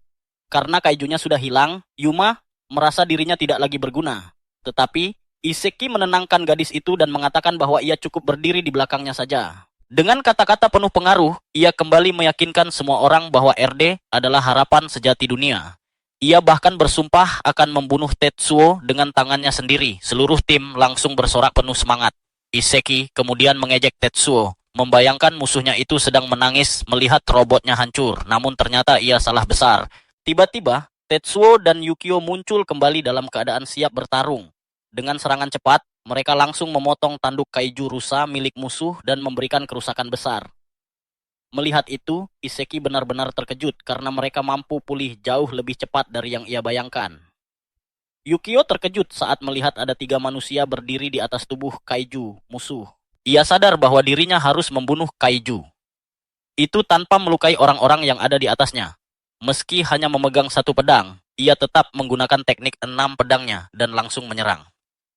Di sisi lain, sang kolonel segera memahami situasi yang terjadi. Ia memerintahkan Toi untuk mengirim anggota RD lainnya menuju kaiju mereka masing-masing. Pada saat yang sama, Tetsuo melancarkan serangan dahsyat, namun ia langsung terpana ketika serangannya meleset begitu saja. Salah satu kaiju menggunakan kemampuan aneh yang benar-benar mustahil. Dalam sekejap, seluruh tim menghilang begitu saja. Tetsuo sampai kehilangan kata-kata. Sejak kembali bertarung, ia sudah berkali-kali menghadapi hal di luar logika, tetapi teleportasi tetap terasa terlalu gila untuk dipercaya. Yukio juga ikut tercengang, bahkan dirinya tidak bisa menyembunyikan kekaguman terhadap kemampuan kaiju tersebut. Di tengah kekacauan itu, Iseki mendengar suara dari robot milik Yukio dan akhirnya memahami sesuatu. Kini ia sadar bahwa Yukio telah menukar tubuhnya. Sementara itu, Tetsuo mulai mempertanyakan apa arti kata mustahil. Api milik kaiju Ao saja sudah melanggar logika, jadi ia mulai bertanya-tanya bagaimana semua kekuatan ini bisa ada. Melihat kebingungan itu, Iseki mulai menjelaskan teori tentang hubungan manusia dan kaiju. Ia mengatakan bahwa banyak orang percaya manusia hanya memakai sebagian kecil kemampuan otaknya. Jika seluruh potensi otak itu dibuka, maka manusia mungkin bisa memperoleh kekuatan hiperfisik seperti teleportasi atau manipulasi api. Namun menurut Iseki, teori itu sepenuhnya salah. Ia memberi contoh sederhana. Jika sebuah penyedot debu dipasangi komputer super canggih, apakah benda itu akan berubah menjadi microwave? Tentu tidak. Perangkat lunak mungkin bisa ditingkatkan, tetapi perangkat keras tetap memiliki batas. Tubuh manusia biasa tidak akan mampu menghasilkan api atau melakukan teleportasi, seberapa hebat pun otaknya. Tetapi semuanya berubah ketika otak manusia terhubung dengan tubuh kaiju. Kaiju memiliki tubuh yang mampu berubah bentuk dan beradaptasi di segala lingkungan. Jika tubuh seperti itu digabung dengan otak manusia yang memiliki potensi tersembunyi, maka lahirlah kekuatan supernatural. Dengan kata lain, para penjinak kaiju hanyalah otak yang membuka seluruh kemampuan tubuh kaiju mereka. Penjelasan itu membuat Tetsuo dan Yukio terkejut. Kini mereka akhirnya memahami hubungan sebenarnya antara manusia dan kaiju. Namun mereka tidak punya waktu lama untuk mencerna semuanya. Para pahlawan segera sadar bahwa mereka sudah dikepung. Hagane marah dan menuntut jawaban tentang siapa sebenarnya kelompok itu dan mengapa mereka menyerang sesama manusia. Sayangnya, sang kolonel tidak menjawab sedikit pun. Anak buahnya hanya tertawa mengejek. Saat itulah Hagane sadar bahwa identitas mereka bukan masalah utama sekarang. Yang paling penting adalah mereka sedang berada dalam situasi mematikan. Yukio bahkan sudah kehilangan setengah tubuhnya. Mereka harus menghadapi 5 kaiju dan 5 penjinak kaiju sekaligus. Situasinya terasa nyaris mustahil untuk dimenangkan. Sementara itu di Mall Mishima, Ao terlihat santai bermain dengan kursinya. Teman-temannya terus menyuruhnya serius, tetapi tiba-tiba ia melihat sesuatu yang aneh di langit malam. Kembali ke medan perang, Iseki berbicara kepada dirinya sendiri. Ia bersumpah bahwa tim RD tidak akan kalah, terutama dari Tetsuo. Ia bahkan berniat membunuh Tetsuo dengan tangannya sendiri. Karena itu, ia memutuskan mengubah rencana. Alih-alih langsung menuju Mishima, mereka akan mengerahkan seluruh kekuatan untuk menghabisi Tetsuo sekarang juga. Melihat situasi itu, Hagane mulai panik. Sementara itu, Tetsuo justru menjadi sangat tenang. Meski keadaan tampak tanpa harapan, ia tetap melakukan satu hal yang paling ia pahami. Ia mengambil posisi bertarung. Gerakan kecil dari tangan Tetsuo saat mulai mengendalikan robotnya membuat bulu kuduk Iseki merinding. Ia segera memerintahkan Otoichi untuk mengirim peringatan kepada seluruh penjinak kaiju lainnya. Itu adalah Code Orange. Otoichi terkejut karena peringatan seperti itu hampir tidak pernah digunakan, namun Iseki memaksanya untuk segera melakukannya. Dengan kemampuan kaijunya, Otoichi mengirim kartu oranye kepada seluruh anggota RD. Salah satu anggota bahkan merasa heran karena menurutnya, robot milik Tetsuo hanyalah target mudah. Ia mempertanyakan apakah kode orange benar-benar diperlukan. Namun di sisi lain, Tetsuo sudah berhenti memikirkan banyak hal. Ia hanya fokus bertarung. Para penjinak kaiju mulai memerintahkan monster mereka bergerak maju. Tetsuo bersiap menghadapi pertarungan terbesar dalam hidupnya. Tetapi tiba-tiba musuh justru berlari melewatinya. Mereka memilih mundur demi memprioritaskan misi utama. Dalam sekejap, seluruh tim RD menghilang kecuali sang kolonel. Kolonel itu menjelaskan bahwa mereka sebenarnya bisa memenangkan pertarungan. Tetapi mereka akan kehilangan setidaknya 3 kaiju. Seperti biasa, Iseki tetap tenang dan penuh perhitungan. Ia lalu bertanya apakah Tetsuo tahu kemana gerombolan kaiju mereka sedang bergerak. Para pahlawan langsung merasa ngeri ketika menyadari jawabannya. Kaiju-kaiju itu sedang menuju Mishima. Mereka diperkirakan tiba dalam 4-5 menit dan itu juga merupakan batas waktu milik Tetsuo. Tetsuo langsung sadar bahwa ia harus mengalahkan musuh yang tersisa lalu mengejar gerombolan kaiju sebelum mencapai mall. Jika gagal, semua orang di sana akan mati. Sang kolonel mulai menghitung mundur sambil mengejek bahwa Tetsuo sempat diam selama 10 detik penuh. Iseki lalu memperingatkan bahwa kehancuran akan segera datang. Mendengar itu, Yukio langsung menyerang dengan marah, namun ia terpental hanya dengan satu pukulan. Seekor monster mengerikan kini berdiri di hadapan mereka. Para pahlawan pun membeku ketakutan. Dengan dingin, Iseki memerintahkan kaiju miliknya untuk menghancurkan mereka semua. Kaiju bernama Hercules akhirnya mulai bergerak menyerang. Saat Hercules bergerak menyerang, Iseki terus melanjutkan hitung mundurnya. 10 detik lagi telah berlalu, dan ia memperingatkan bahwa waktu Tetsuo semakin sedikit. Dengan panik, Yukio mengingatkan bahwa mereka harus segera mengalahkan musuh ini, lalu menghentikan gerombolan kaiju sebelum mencapai Mishima. Kaiju baru yang muncul dari salju itu terasa berbeda dari sebelumnya. Bahkan Tetsuo bisa merasakan bahwa monster ini adalah yang terkuat sejauh ini. Serangannya begitu cepat hingga Tetsuo sama sekali tidak mampu bereaksi. Melihat itu, Iseki mengejeknya dan berkata bahwa ia kembali ke bumi beku ini 10 tahun terlambat. Kini saatnya membuktikan apakah ia mampu mengalahkan Hercules dan melindungi rumah barunya. Pertarungan pun dimulai. Kecepatan Hercules benar-benar mengerikan. Gerakannya nyaris tak terlihat membuat Tetsuo kesulitan bertahan. Ia pun meminta Yukio segera melakukan sesuatu. Ternyata, Yukio sudah siap. Ia langsung mengaktifkan escape pod transformasi miliknya bernama Snowflake dan memakai fungsi rahasia nomor 2. Tetsuo mengira sesuatu yang luar biasa akan muncul, tetapi ternyata itu hanya kursi tambahan untuk Hagane duduk. Kebingungan, ia bertanya kenapa fitur seperti itu dibuat. Dengan santai, Yukio menjelaskan bahwa ketika bentuk final robot itu dirancang, dialah yang mengusulkan escape pod yang juga bisa berubah menjadi robot. Ayah Tetsuo menyukai ide tersebut dan meminta tambahan gagasan lain. Saat itulah, Yukio mengusulkan agar pod itu bisa menampung lebih dari 1 orang. Menurutnya, selama perjalanan 2 tahun melintasi luar angkasa, mustahil Tetsuo tidak mendapatkan teman. Ia yakin suatu hari nanti Tetsuo pasti ingin membawa teman-temannya bersamanya. Kini, setelah 10 tahun berlalu, Yukio merasa sangat bahagia karena fitur itu akhirnya benar-benar dipakai. Bahkan, ia menjelaskan bahwa pod tersebut memiliki berbagai fungsi lain demi kenyamanan teman-teman Tetsuo. Mulai dari alat pemanggang hingga meja untuk bermain board game bersama. Setelah Hagane duduk, Tetsuo meminta semuanya berpegangan erat. Mereka langsung berguncang hebat saat ia menghindari salah satu serangan monster itu. Otoichi terkejut melihatnya berhasil mengelak, tetapi Iseki menjelaskan bahwa bukan hanya itu yang dilakukan Tetsuo. Ia sebenarnya sedang menyiapkan serangan balasan. Dalam sekejap, Tetsuo melancarkan teknik 6 pedangnya dan berhasil melukai Hercules. Namun kemudian mereka menyadari sesuatu yang mengerikan. Tetsuo sebenarnya tidak sepenuhnya berhasil menghindari serangan tadi. Dengan nada menyesal, ia meminta maaf kepada Yukio karena demi melancarkan serangan balasan itu, ia harus mengorbankannya.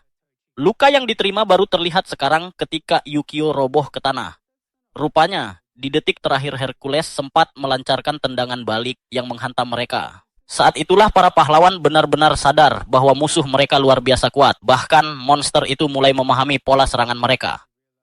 Situasi semakin memburuk. Di tengah keadaan itu, Hagane memanggil Tetsuo sambil menangis. Ia meminta maaf karena merasa sangat tidak berguna. Namun ternyata air matanya bukan hanya karena putus asa. Ia baru saja menyadari sesuatu yang penting. Menurutnya, musuh kemungkinan besar menyerang berdasarkan rencana tertentu. Mereka sedang menunggu waktu spesial untuk melancarkan serangan besar, yaitu pukul 3 pagi. Sebab pada jam itulah, Ao selalu diam-diam keluar dari mall untuk berjalan-jalan. Di sisi lain, di dalam mall, Ao memang sedang bersiap melakukan kebiasaannya tersebut. Ia bahkan bernyanyi riang tentang petualangan kecil yang akan mereka lakukan malam itu, sementara temannya memuji suaranya. Furumaki dengan penuh semangat mengatakan bahwa hal terbaik yang mungkin mereka temukan adalah sang penyelamat dunia. Semua orang pun setuju dan mulai pergi menjelajah. Kembali ke medan pertempuran, Hagane menjelaskan bahwa tanpa Ao untuk memberi perintah, Land of Men akan tetap tertidur apapun yang terjadi. Bahkan jika musuh menyerang langsung, kaiju yang tersembunyi di bawah mall tidak akan bereaksi sama sekali. Informasi itu sangat menghancurkan bagi Tetsuo. Ia langsung sadar bahwa mereka tidak akan sempat tiba tepat waktu. Sambil mendengarkan hitung mundur yang terus berjalan, Tetsuo mulai memikirkan semuanya. Ia tahu mereka kalah kuat dan tidak mungkin mengalahkan para kaiju dengan cepat. Ia lalu mencoba memikirkan tujuan musuh, kelemahan Mishima, serta apa yang kurang dari pihak mereka. Lalu ia teringat satu hal penting. Pertarungan bukan hanya soal kekuatan, tetapi juga strategi. Akhirnya, Tetsuo menyimpulkan bahwa kemenangan mereka tidak boleh bergantung pada mengalahkan musuh. Sebaliknya, mereka harus fokus melindungi semua orang. Walau belum memiliki rencana sempurna, ia memutuskan untuk memanfaatkan semua yang mereka miliki. Karena itu, ia membuat keputusan yang mengejutkan Yukio. Ia meminta pengeras suara diaktifkan karena ingin berbicara langsung dengan sang kolonel. Ia ingin tahu tujuan sebenarnya dari serangan ini. Yukio benar-benar terdiam. Tetsuo yang dulu selalu menghindari komunikasi kini justru mencoba menyelesaikan masalah lewat percakapan. Melihat itu, Yukio sadar betapa besar perubahan yang dialami Tatua sejak tinggal di Mall Mishima. Dengan membuka hatinya kepada orang lain, ia akhirnya memperoleh keberanian untuk tidak lagi takut berhubungan dengan orang lain. Bagi Yukio, ini adalah langkah besar. Sementara hitung mundur terus berjalan, Tetsuo mulai mengumpulkan keberaniannya. Ia mengingat semua kegagalan komunikasinya di masa lalu, semua momen canggung ketika ia salah mengucapkan kata-kata. Namun kali ini berbeda. Dengan dukungan penuh dari Yukio, akhirnya ia berbicara langsung kepada sang kolonel dan bertanya mengapa mereka melakukan semua ini. Semua orang terdiam karena terkejut. Sang kolonel kemudian tertawa kecil dan berkata bahwa ia dengan senang hati akan menjawab. Ia mengungkapkan bahwa organisasi PA melakukan semua ini demi menyelamatkan dunia. Varian humanoid yang menyebabkan zaman es besar ternyata masih berada di Tokyo dan mereka berniat menjadi pihak yang akan menjatuhkannya. Untuk mencapai tujuan itu, mereka membutuhkan kaiju api milik Mishima. Mendengar penjelasan tersebut, Tetsuo langsung mendapatkan ide. Tanpa ragu, ia mengusulkan sesuatu yang mengejutkan semua orang. Jika tujuan mereka sama, kenapa mereka tidak bekerja sama saja? Semua orang tercengang, bahkan sang kolonel tampak benar-benar mempertimbangkan usulan itu. Sementara itu, Yukio mulai cemas karena ia takut telah membuat kesalahan besar dengan membiarkan Tetsuo berbicara langsung kepada musuh. Sang kolonel kembali menunjukkan sisi gilanya saat emosinya meledak tanpa kendali. Dengan penuh kebencian, ia mengatakan bahwa hidup terasa tidak adil karena Tetsuo selalu menjadi pusat perhatian. Padahal menurutnya, pemuda itu sama sekali tidak pantas mendapatkannya. Bahkan, ia mengaku selalu berdoa setiap hari agar Tetsuo gagal. Baginya, keberadaan Tetsuo hanyalah penghalang yang harus disingkirkan. Ia ingin hidup pemuda itu berakhir secepat mungkin. Setelah komunikasi terputus, Tetsuo hanya terdiam dalam kegelapan. Kata-kata sang kolonel membuatnya kembali mengingat alasan kenapa ia selama ini membangun tembok besar di hatinya dan memilih menjauh dari orang lain. Namun sebelum ia sempat tenggelam dalam pikirannya, sang kolonel kembali menjentikan jari dan memerintahkan Hercules melanjutkan serangan. Monster raksasa itu langsung bergerak brutal. Dengan kecepatan luar biasa, Hercules menghantam Yukio tanpa memberi kesempatan bernapas. Serangannya datang bertubi-tubi hingga kedua pahlawan itu hanya bisa bertahan hidup. Situasi semakin buruk ketika tangki partikel milik Yukio terkena serangan. Kondisi mereka kini benar-benar berada di ambang kehancuran. Di tengah kekacauan itu, Tetsuo berteriak memanggil Yukio. Namun semuanya sudah terlambat. Hercules kembali mengayunkan serangan mematikan dan memotong tubuh Yukio sekali lagi. Dengan tubuh yang nyaris tak bisa bergerak, ia berkata lirih agar mereka tidak menangis sebelum akhirnya roboh ke tanah. Namun sang kolonel masih belum puas. Ia memerintahkan Hercules untuk terus menyerang tanpa henti dan mengakhiri hidup Tetsuo saat itu juga. Monster itu mulai menginjak-injak tubuh Yukio dengan brutal. Melihat semua itu, mental Tetsuo mulai runtuh. Ia merasa telah gagal total. Jika mereka kalah di sini, maka pasukan musuh akan mencapai Mall Mishima dan semua orang di sana akan mati. Pikiran buruk terus menghantui dirinya, termasuk percakapannya dengan sang kolonel yang membuat luka lama di hatinya kembali terbuka. Namun di tengah keputusasaan, Tetsuo memaksa dirinya untuk bangkit. Ia sadar bahwa terus tenggelam dalam rasa bersalah hanya akan menghancurkan semuanya. Kini tujuan mereka hanya satu, yaitu mencapai Mall Mishima secepat mungkin sebelum kaiju tiba lebih dulu. Mendengar tekad itu, Yukio segera mengaktifkan augment miliknya. Mereka melesat ke langit dengan kecepatan maksimum sambil mencoba mencapai ketinggian yang tidak bisa dijangkau oleh Hercules. Sayangnya, harapan itu langsung pupus. Dalam sekejap, Hercules berhasil menyusul mereka. Monster itu memahami rencana mereka dan langsung mengejar tanpa ragu sedikit pun. Melihat hal itu, Tetsuo mulai mempertanyakan dirinya sendiri. Apakah mereka akan kalah lagi? Apakah ia benar-benar tidak mampu mengalahkan kaiju? Sejak kecil, ayahnya selalu mengatakan bahwa dirinya istimewa karena memiliki kemampuan membunuh kaiju. Itu satu-satunya hal yang membuat keberadaannya dianggap penting. Namun sekarang, bahkan kemampuan itu pun terasa tidak berguna. Di saat bersamaan, Iseki kembali berteriak menyuruhnya mati, sementara Hercules bersiap melancarkan serangan terakhir. Yukio yang frustrasi, akhirnya mengambil alih kendali tubuhnya sendiri untuk sesaat. Dengan sisa tenaga yang ada, ia berhasil melancarkan serangan balasan yang mengejutkan semua orang. Bahkan Tetsuo tidak percaya mereka berhasil mengenai monster itu. Meski terkena serangan saat melakukan manuver berbahaya, Yukio akhirnya berhasil membawa mereka kabur untuk sementara waktu. Setelah menjauh, ia meminta maaf kepada Tetsuo karena mengambil alih kendali. Namun justru Tetsuo yang merasa paling bersalah. Ia menatap kondisi Yukio yang sudah babak belur dan mengaku malu pada dirinya sendiri. Ia merasa tidak seharusnya mencoba melakukan komunikasi tadi. Sesaat ia sempat berpikir bahwa dirinya sudah berubah menjadi lebih baik, tetapi kini ia sadar bahwa dirinya tetap sama. Menurutnya, ia selalu menghancurkan segala sesuatu di sekitarnya. Bahkan ia mulai membenci dirinya sendiri dan berharap bisa berhenti menjadi dirinya. Mendengar itu, hati Yukio terasa sakit. Sebenarnya ia sangat bangga melihat perkembangan Tetsuo selama ini. Namun, ia kesulitan menemukan kata-kata yang tepat untuk menghiburnya. Sebaliknya, ia malah menyalahkan dirinya sendiri karena tubuhnya tidak cukup kuat untuk melawan Hercules. Ia merasa tubuhnya bahkan tidak mampu menampilkan 10% kemampuan asli Tetsuo.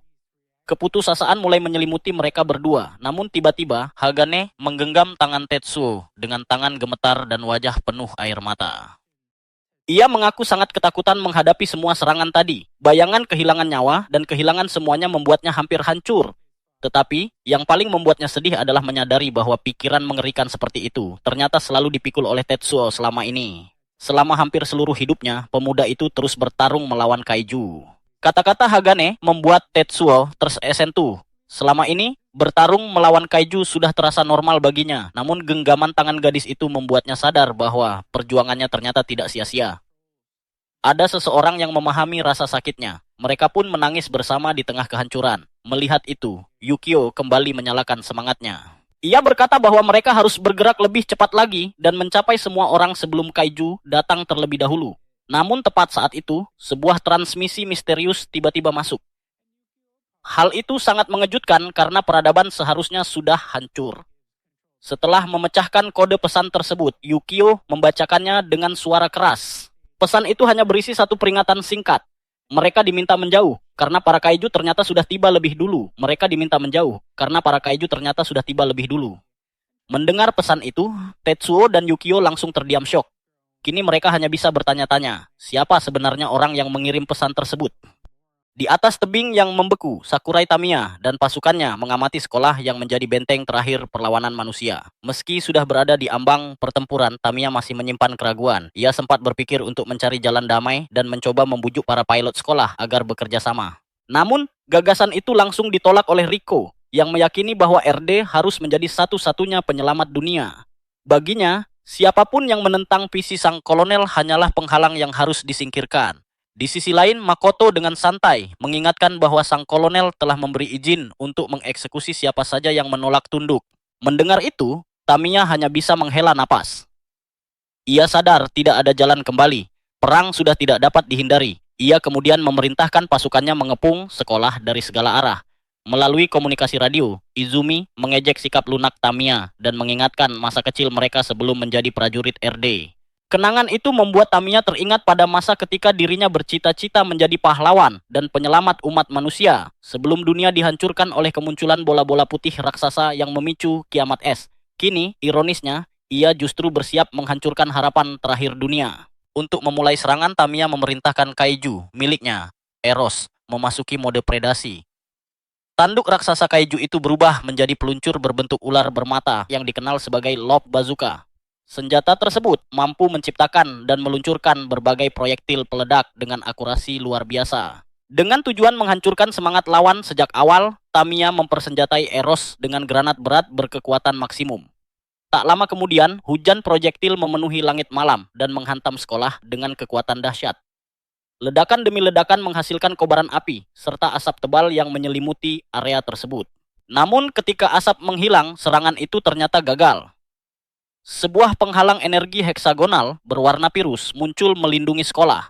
Sistem pertahanan anti-kaiju telah aktif sepenuhnya. Di dalam bunker sekolah, Otoichi tetap tenang sambil mengisap rokoknya.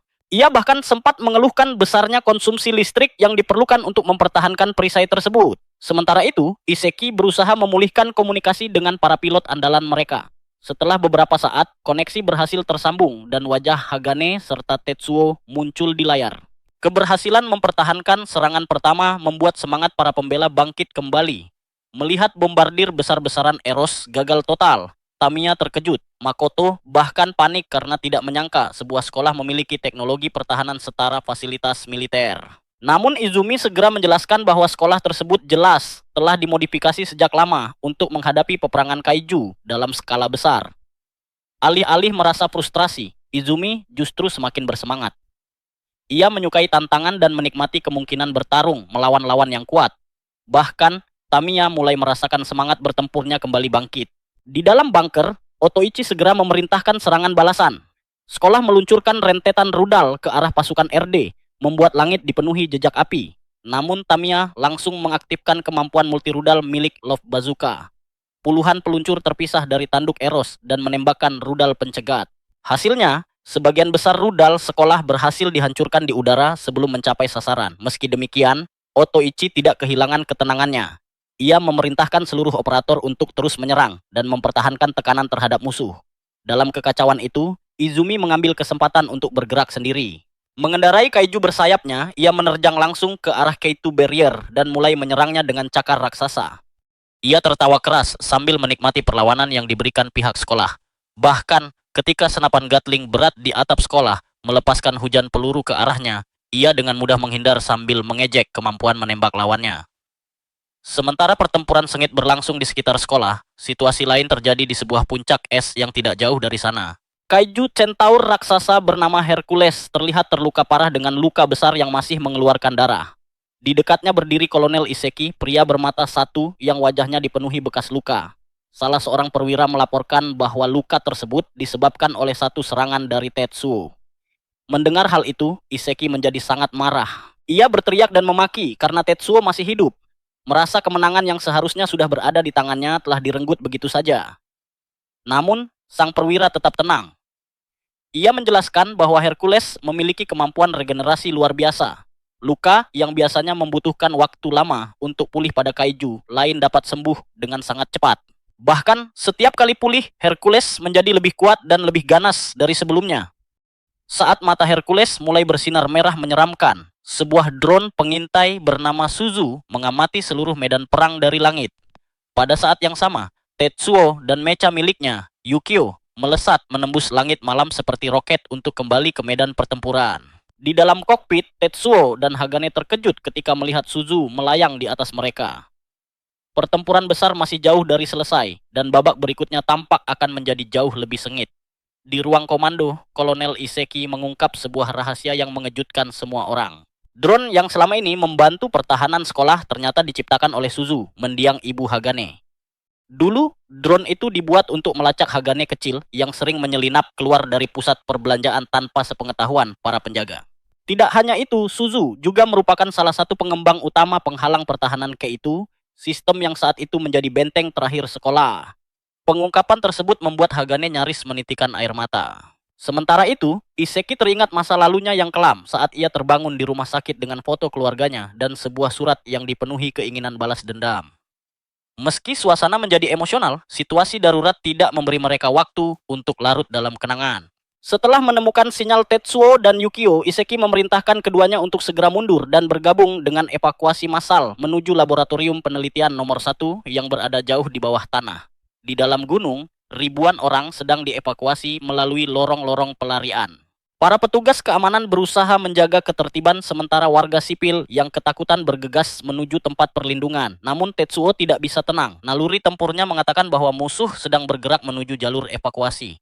Ia meminta koordinat lawan agar bisa bertahan dan melindungi para pengungsi. Sayangnya, Iseki menolak permintaan tersebut. Menurutnya, Tetsuo dan Yukio sudah berada di batas kemampuan mereka.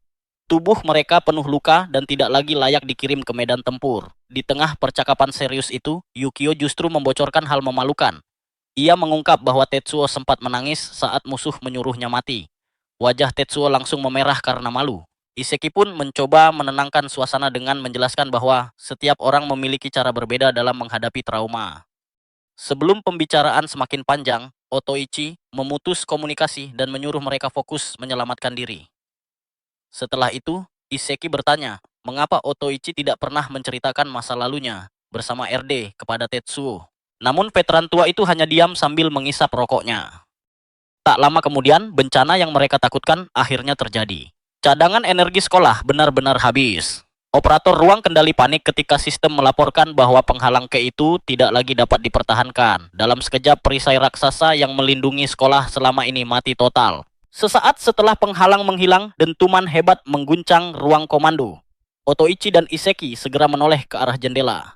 Mereka terkejut melihat kaiju terbang milik Izumi mendarat tepat di balkon luar ruang kendali. Mata predator makhluk itu menatap mereka dari jarak yang sangat dekat. Dengan runtuhnya penghalang K2, sekolah kini benar-benar tidak memiliki perlindungan. Izumi melayang di luar kaca sambil mengejek mereka. Ia bahkan menawarkan diri untuk mendengar kata-kata terakhir mereka. Namun Otoichi tidak menunjukkan rasa takut sedikit pun. Dengan santai ia mengisap rokok lalu membentuk kata bodoh dengan bibirnya. Alih-alih marah, Izumi justru tertawa dan memuji keberanian wanita tua itu. Meski begitu, ia segera menghentikan permainan dan memerintahkan kaiju miliknya untuk merebut kaiju api legendaris yang tertidur jauh di bawah tanah. Di sisi lain, proses evakuasi juga mengalami masalah. sebuah truk pengangkut pengungsi tersangkut di tepi jurang besar. Sang sopir panik dan merasa bersalah karena menganggap dirinya menghambat penyelamatan. Namun rekannya mencoba menenangkannya. Dengan penuh harapan, ia memandang ke arah dataran es yang luas dan berkata bahwa pertolongan sedang datang. Harapan itu segera menjadi kenyataan. Di kejauhan, Ao berlari melintasi hamparan es dengan kecepatan luar biasa. Rambut peraknya berkibar diterpa angin dingin, sementara tubuhnya diselimuti aura biru yang menyala terang. Ia terus menyalahkan dirinya sendiri karena datang terlambat.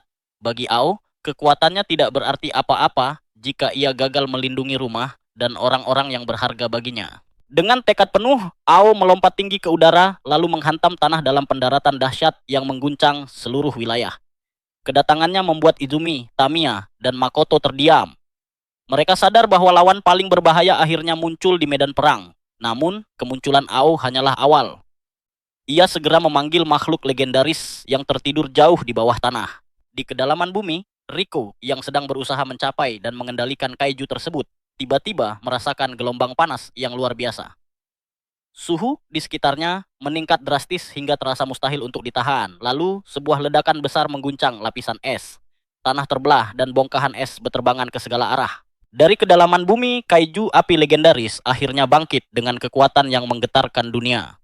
Di atas tubuh raksasa yang menyala seperti lautan api itu berdiri Ao dengan gagah. Tatapannya penuh tekad dan tidak menyisakan sedikit pun keraguan. Kini, dengan kaiju legendaris di bawah kendalinya, ia siap menghadapi siapapun yang berdiri di jalannya dan membalikan keadaan dalam pertempuran yang menentukan nasib sekolah serta seluruh penghuninya. Izumi awalnya yakin tidak ada yang bisa menyerangnya karena ia masih memiliki sandera, namun ia terkejut ketika menyadari semua sandera telah menghilang.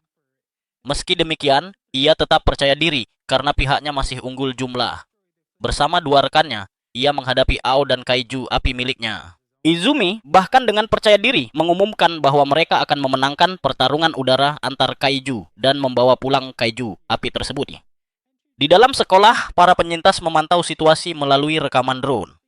Otoichi memastikan bahwa seluruh musuh kini berfokus menyerang Ao. Sementara itu, Tamiya mengingatkan bahwa mereka masih memiliki keunggulan 3 lawan 1 dan hanya perlu mengalahkan kaiju api untuk meraih kemenangan.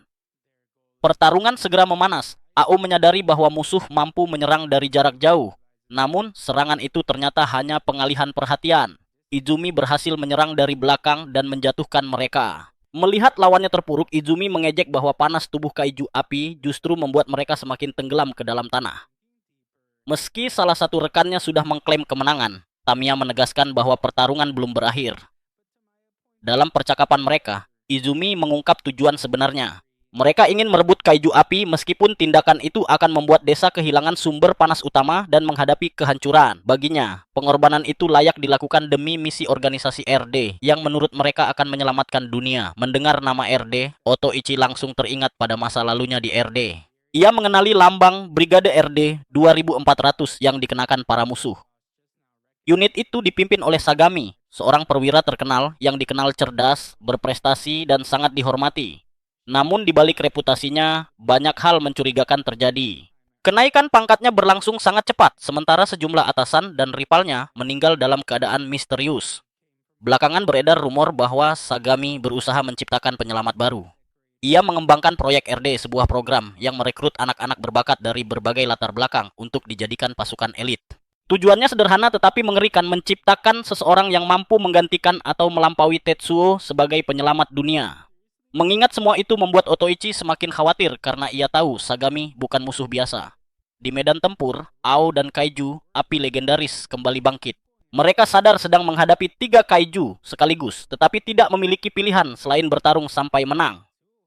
Ao teringat nasihat Otoichi bahwa kebencian akan selalu ada seperti hujan yang turun kepada siapa saja. Yang terpenting adalah tetap menjadi diri sendiri dan tidak membiarkan kebencian mengubah hati. Dengan tekad baru, Ao menyatakan bahwa dirinya akan melindungi semua orang. Api milik kaiju, api legendaris kembali menyala dan menerangi langit. Para musuh bersiap menghadapi serangan dari bawah tanah, tetapi kaiju api justru melelehkan lapisan es dan menciptakan jalur baru menuju Makoto. Dalam keadaan terdesak, Makoto mengaktifkan kemampuan khusus kaijunya. Serangan bernama Labirus menghasilkan asap tebal yang menyelimuti seluruh area. Asap itu menciptakan gravitasi super yang membuat tubuh lawan terasa sangat berat. Sayangnya, Kemampuan tersebut tidak cukup kuat untuk menghentikan kaiju api legendaris. Api raksasa meledak dari bawah tanah dan langsung menghantam kaiju Makoto. Melihat lawannya terbakar, Ao menyatakan bahwa satu musuh telah berhasil dikalahkan. Rekan-rekan Makoto berteriak panik, sementara Tamiya yang marah berhasil melancarkan serangan balasan kepada Ao. Namun serangan itu hanya membuat kaiju api legendaris semakin murka. Kaiju api tersebut melepaskan gelombang api yang jauh lebih dahsyat hingga menghancurkan lawan berikutnya. Melihat kekuatan mengerikan itu, Izumi akhirnya menyadari bahwa mereka tidak kalah karena strategi Ao, melainkan karena kaiju api tersebut memiliki kekuatan yang berada di level berbeda. Ia bahkan menyebutnya setara dengan kaiju super. Sementara itu, di lokasi evakuasi, Hagane akhirnya bertemu kembali dengan adik laki-lakinya. Banyak warga mengucapkan terima kasih kepada para pahlawan karena telah mempertaruhkan nyawa demi melindungi semua orang. Meski begitu, Tetsuo justru merasa gagal. Ia terus memikirkan kekalahannya dan teringat perkataan ayahnya bahwa nilai dirinya ditentukan oleh kemampuannya mengalahkan kaiju. Saat mengamati tempat perlindungan, mereka menemukan printer 3 dimensi raksasa, tungku listrik, serta berbagai komponen robot lama. Salah satu saudara kembar menjelaskan bahwa mesin tersebut mampu mencetak komponen baru dari logam bekas yang dilelehkan. Masalahnya, mesin itu membutuhkan energi dalam jumlah sangat besar dan sudah lama tidak digunakan. Hagane segera memahami rencana Tetsuo. Ia ingin memperbaiki Yukio agar bisa kembali bertarung. Yukio sendiri menawarkan bantuan dengan menggunakan sisa energinya untuk mengaktifkan sistem. Namun energi itu sebenarnya dibutuhkan untuk pertempuran berikutnya. Di tengah kebuntuan, seorang pria yang sedang mengayuh sepeda generator darurat meminta bantuan. Melihat banyak generator lain yang menganggur, para saudara kembar mendapat ide. Mereka mengajak semua orang ikut menghasilkan listrik. Berita itu segera menyebar ke seluruh tempat evakuasi. Satu persatu penduduk datang membantu mengayuh generator. Berkat kerja sama seluruh warga dan tambahan energi dari Yukio, printer 3 dimensi raksasa akhirnya berhasil dihidupkan kembali. Di tengah situasi yang tampak putus asa, harapan baru pun mulai muncul. Mesin pencetak akhirnya mulai beroperasi. Tetsuo dan Yukio bekerja sama memperbaiki Yukio dengan memanfaatkan sebanyak mungkin komponen bekas. Sambil terus menghasilkan energi untuk proses perbaikan, mereka berharap rencana itu berhasil. Di medan pertempuran, Ao berhasil mengalahkan 2 lawan, dan kini hanya tersisa Izumi, musuh terkuat yang masih berdiri. Dengan cepat, Izumi menjatuhkan Ao dari langit, lalu mengaktifkan kemampuan khusus kaijunya. Monster itu menukar kemampuan terbangnya dengan kekuatan fisik dan ketahanan panas yang jauh lebih besar, membuat tubuhnya berubah menjadi raksasa yang sangat mengerikan. Penuh percaya diri, Izumi melancarkan serangan mematikan dan yakin kemenangan sudah berada di tangannya. Namun, ia tidak menyadari bahwa kaiju api legendaris sedang menyiapkan teknik andalannya. Kaiju api miliknya mulai memusatkan seluruh energi panas ke satu titik. Kemampuan unik ini memungkinkan energi terus meningkat seiring pemusatan berlangsung. Ao kemudian memperkenalkan serangan itu sebagai Child of the Sun. Awalnya serangan tersebut terlihat kecil, tetapi energi yang terkondensasi meledak dari dalam tubuh kaiju lawan. Ledakan dahsyat itu menghancurkan kaiju milik Izumi sepenuhnya dan menciptakan kerusakan yang bisa terlihat dari jarak sangat jauh. Setelah kemenangan itu, Takimura mengumumkan bahwa Ao dan kaiju api legendaris adalah pemenangnya. Namun kebahagiaan mereka hanya berlangsung sesaat. Para anggota RD tiba-tiba muncul melalui teleportasi. Sagami menyatakan bahwa permainan telah berakhir, lalu memerintahkan Hercules menyerang. Dalam sekejap, lengan kaiju api legendaris terpotong. Karena terhubung dengan kaijunya, Ao ikut merasakan rasa sakit yang luar biasa. Meski terluka parah, kaiju api legendaris menolak menyerah. Ia segera menyadari bahwa Hercules berada di level yang jauh lebih tinggi dibandingkan musuh-musuh sebelumnya. Mereka mencoba melawan menggunakan kobaran api untuk memaksa Sagami mundur. Namun lawan mereka selalu selangkah lebih maju. Dengan bantuan teleportasi, Sagami bersembunyi di tempat yang aman dari serangan api. Setelah itu, Hercules terus melancarkan pukulan bertubi-tubi yang membuat kaiju api legendaris dan Ao semakin terdesak. Melihat situasi yang semakin buruk, kaiju api legendaris meminta Ao menggunakan kembali teknik Child of the Sun.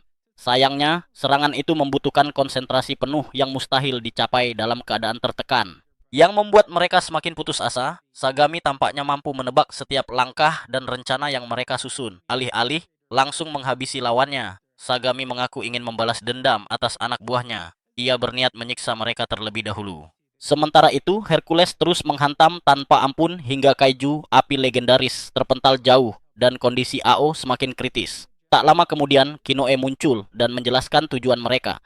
Dengan menguasai kaiju api milik AO, mereka berharap bisa menyusup ke wilayah Arktik Tokyo dan mengalahkan varian humanoid yang pernah menghancurkan bumi. Mereka ingin dikenang sebagai penyelamat umat manusia. Ucapan seseorang yang menyebut Sagami sebagai penjahat tiba-tiba membangkitkan kenangan masa lalunya.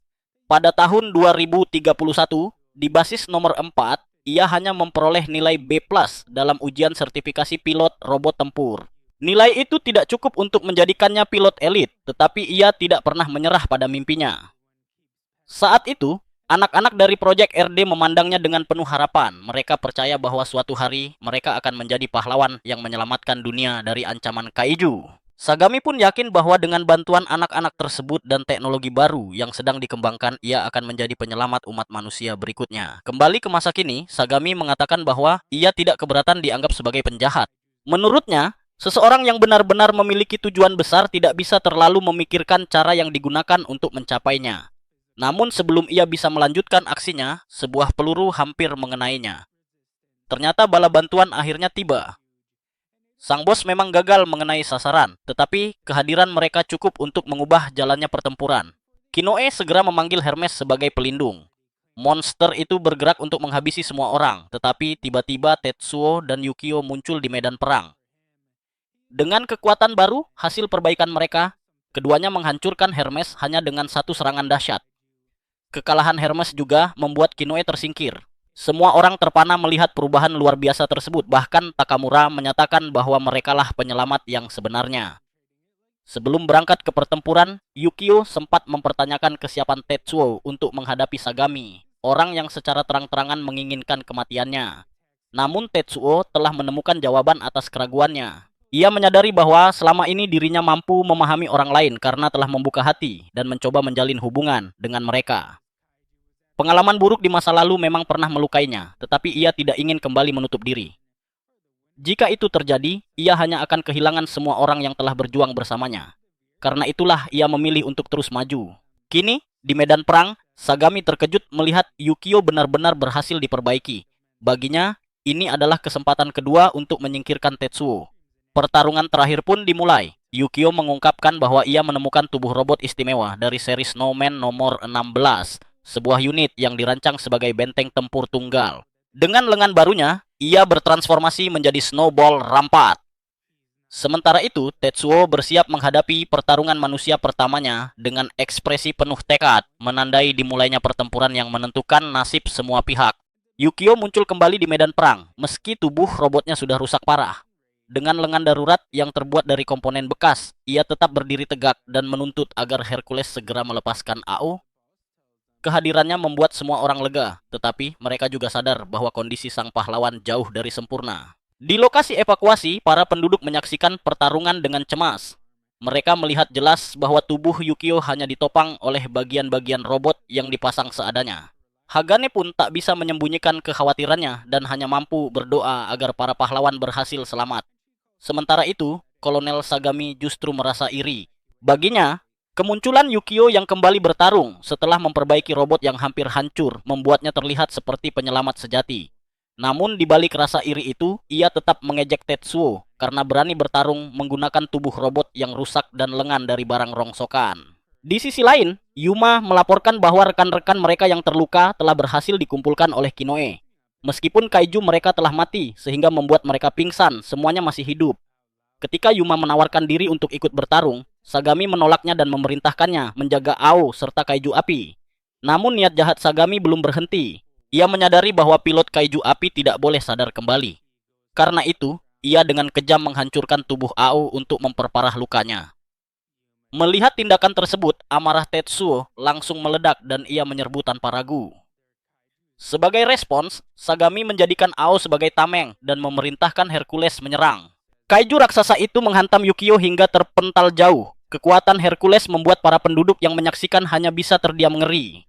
Meski demikian, semangat para pahlawan tidak goyah. Tetsuo berjanji akan membuat Sagami meminta maaf kepada AO. Bersama Yukio, ia kembali menyerbu dengan strategi baru. Mereka menggunakan pendorong jet yang terpasang pada lengan kanan untuk meningkatkan kecepatan dan kekuatan serangan. Serangan pertama memang berhasil dihindari oleh Hercules, tetapi kali ini mereka membawa senjata baru bernama Snowman Tomahawk. Kapak raksasa itu menghantam kaiju tersebut dengan kekuatan luar biasa. Meski berhasil menahan serangan, Hercules tetap terdorong mundur. Sagami mulai terkejut ketika melihat peningkatan kemampuan lawannya. Kecepatan tambahan dari mesin pendorong membuat setiap serangan menjadi jauh lebih mematikan. Ketika Hercules mencoba menghindar ke belakang, para pahlawan ternyata sudah memperkirakannya. Mereka mengungkap kemampuan tersembunyi Tomahawk yang dapat memanjang, memaksa kaiju itu mundur lebih jauh lagi. Memanfaatkan kesempatan tersebut, Tetsuo dan Yukio melancarkan pukulan bertenaga jet. Walaupun Hercules masih berhasil menghindar, mereka tidak membiarkannya menciptakan jarak. Saat Tetsuo memberi perintah, Yukio menarik kembali Tomahawk miliknya. Bilah kapak yang melesat kembali itu berhasil memotong bagian belakang kepala Hercules. Serangan itu membuat Sagami sadar bahwa para pahlawan telah berkembang jauh lebih kuat dibanding sebelumnya. Yukio bahkan dengan percaya diri mengatakan bahwa meskipun mereka pernah kalah dalam beberapa pertempuran, mereka tidak pernah kalah 2 kali dari musuh yang sama. Semakin lama pertarungan berlangsung, semakin besar rasa iri yang dirasakan Sagami. Ia melihat bagaimana Tetsuo tidak hanya bertarung dengan hebat, tetapi juga mampu menyusun strategi luar biasa di tengah tekanan.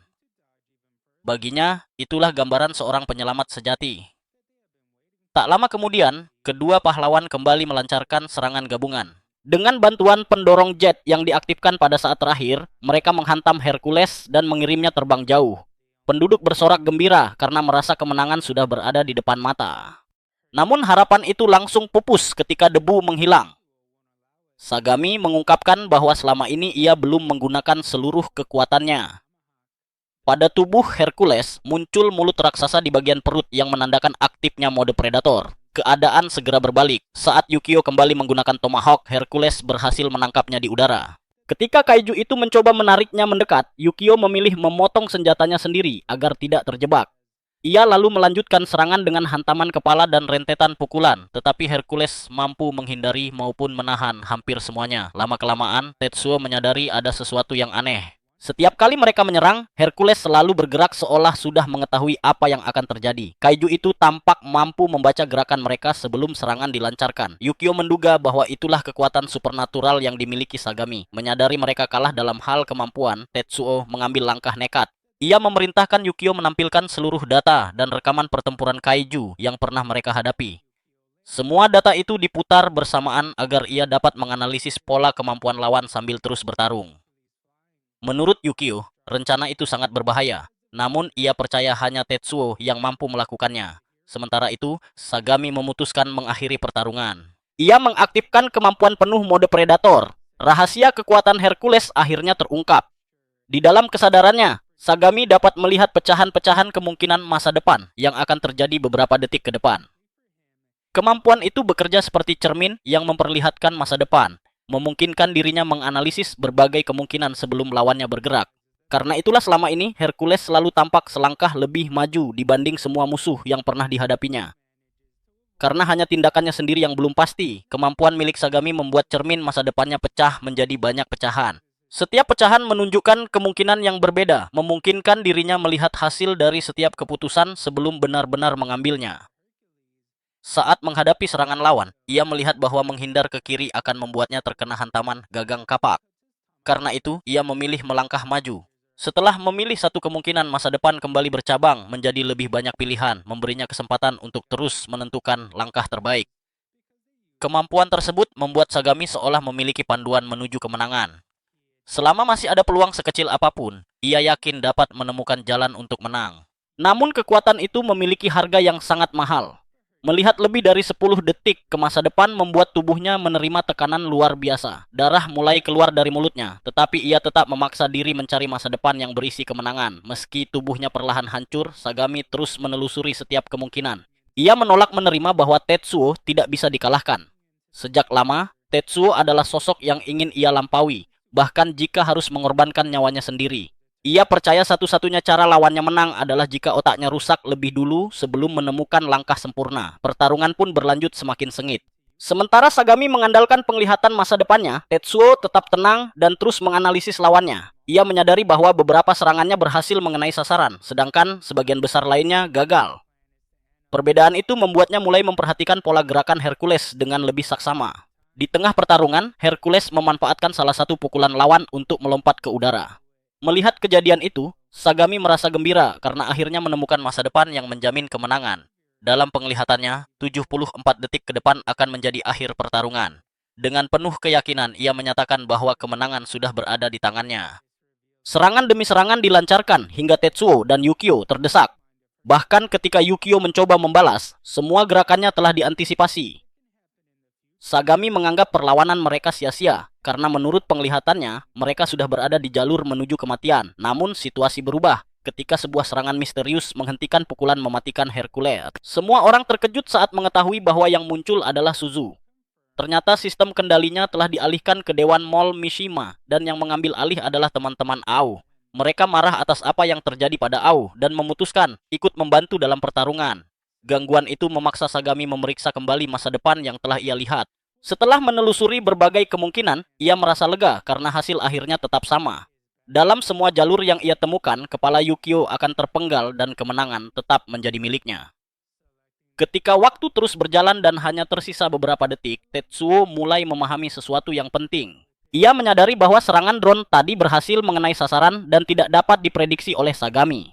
Dari situ, ia menyusun teori tentang cara kerja kemampuan lawannya. Selama pertarungan, hanya 2 serangan yang benar-benar berhasil mengenai Hercules. Yang pertama berasal dari drone, sedangkan yang kedua adalah serangan spontan Yukio saat mereka pertama kali bertemu. Dari 2 kejadian itu, Tetsuo menyimpulkan bahwa kemampuan Hercules hanya dapat membaca tindakan makhluk hidup. Serangan yang berasal dari sumber non-organik tidak dapat diprediksi. Artinya, selama ini Sagami sebenarnya membaca gerakan Tetsuo saat mengendalikan Yukio. Ia melihat setiap gerakan jari dan kaki yang digunakan untuk mengoperasikan robot, lalu memprediksi hasilnya sebelum tindakan itu terjadi. Begitu memahami kelemahan tersebut, Tetsuo langsung menemukan cara untuk menang. Ia melepaskan kendali dan membiarkan Yukio mengendalikan dirinya sendiri. Saat Sagami melancarkan serangan terakhir yang menurut penglihatannya pasti berhasil, Yukio justru menghindar. Sagami terkejut karena masa depan yang ia lihat ternyata salah. Ia tidak mengerti mengapa prediksinya gagal. Baru setelah menerima beberapa serangan telak, ia menyadari bahwa Yukio kini bergerak sendiri tanpa kendali Tetsuo. Kesempatan itu langsung dimanfaatkan. Yukio melancarkan serangan dahsyat yang memberikan kerusakan kritis pada Hercules. Untuk pertama kalinya, kemampuan membaca masa depan milik Sagami menjadi tidak berguna. Dalam keputusasaan, Sagami terus mencari jalan keluar dengan menelusuri setiap cabang masa depan. Namun di semua kemungkinan yang ia lihat, tidak ada satupun yang membawanya menuju kemenangan. Saat itulah ia berteriak agar Tetsuo mati. Kata-kata tersebut mengingatkan Tetsuo pada luka batin yang selama ini menghantuinya. Namun kali ini, ia tidak membiarkan rasa sakit itu menghancurkannya. Sebaliknya, ia menggunakan semua kemarahan dan penderitaannya sebagai kekuatan. Dengan tekad penuh, Tetsuo dan Sagami melesat saling menyerang untuk terakhir kalinya. Semua orang yang menyaksikan hanya bisa terdiam menunggu hasilnya. Di detik penentuan, Tetsuo memperingatkan Sagami agar tidak pernah mengulangi perbuatannya lagi. Setelah itu, ia mengaktifkan teknik pedang pamungkas miliknya, Torment Azul. Tebasan luar biasa itu menghancurkan Hercules menjadi potongan-potongan kecil, sekaligus mengakhiri pertarungan sengit yang telah berlangsung begitu lama.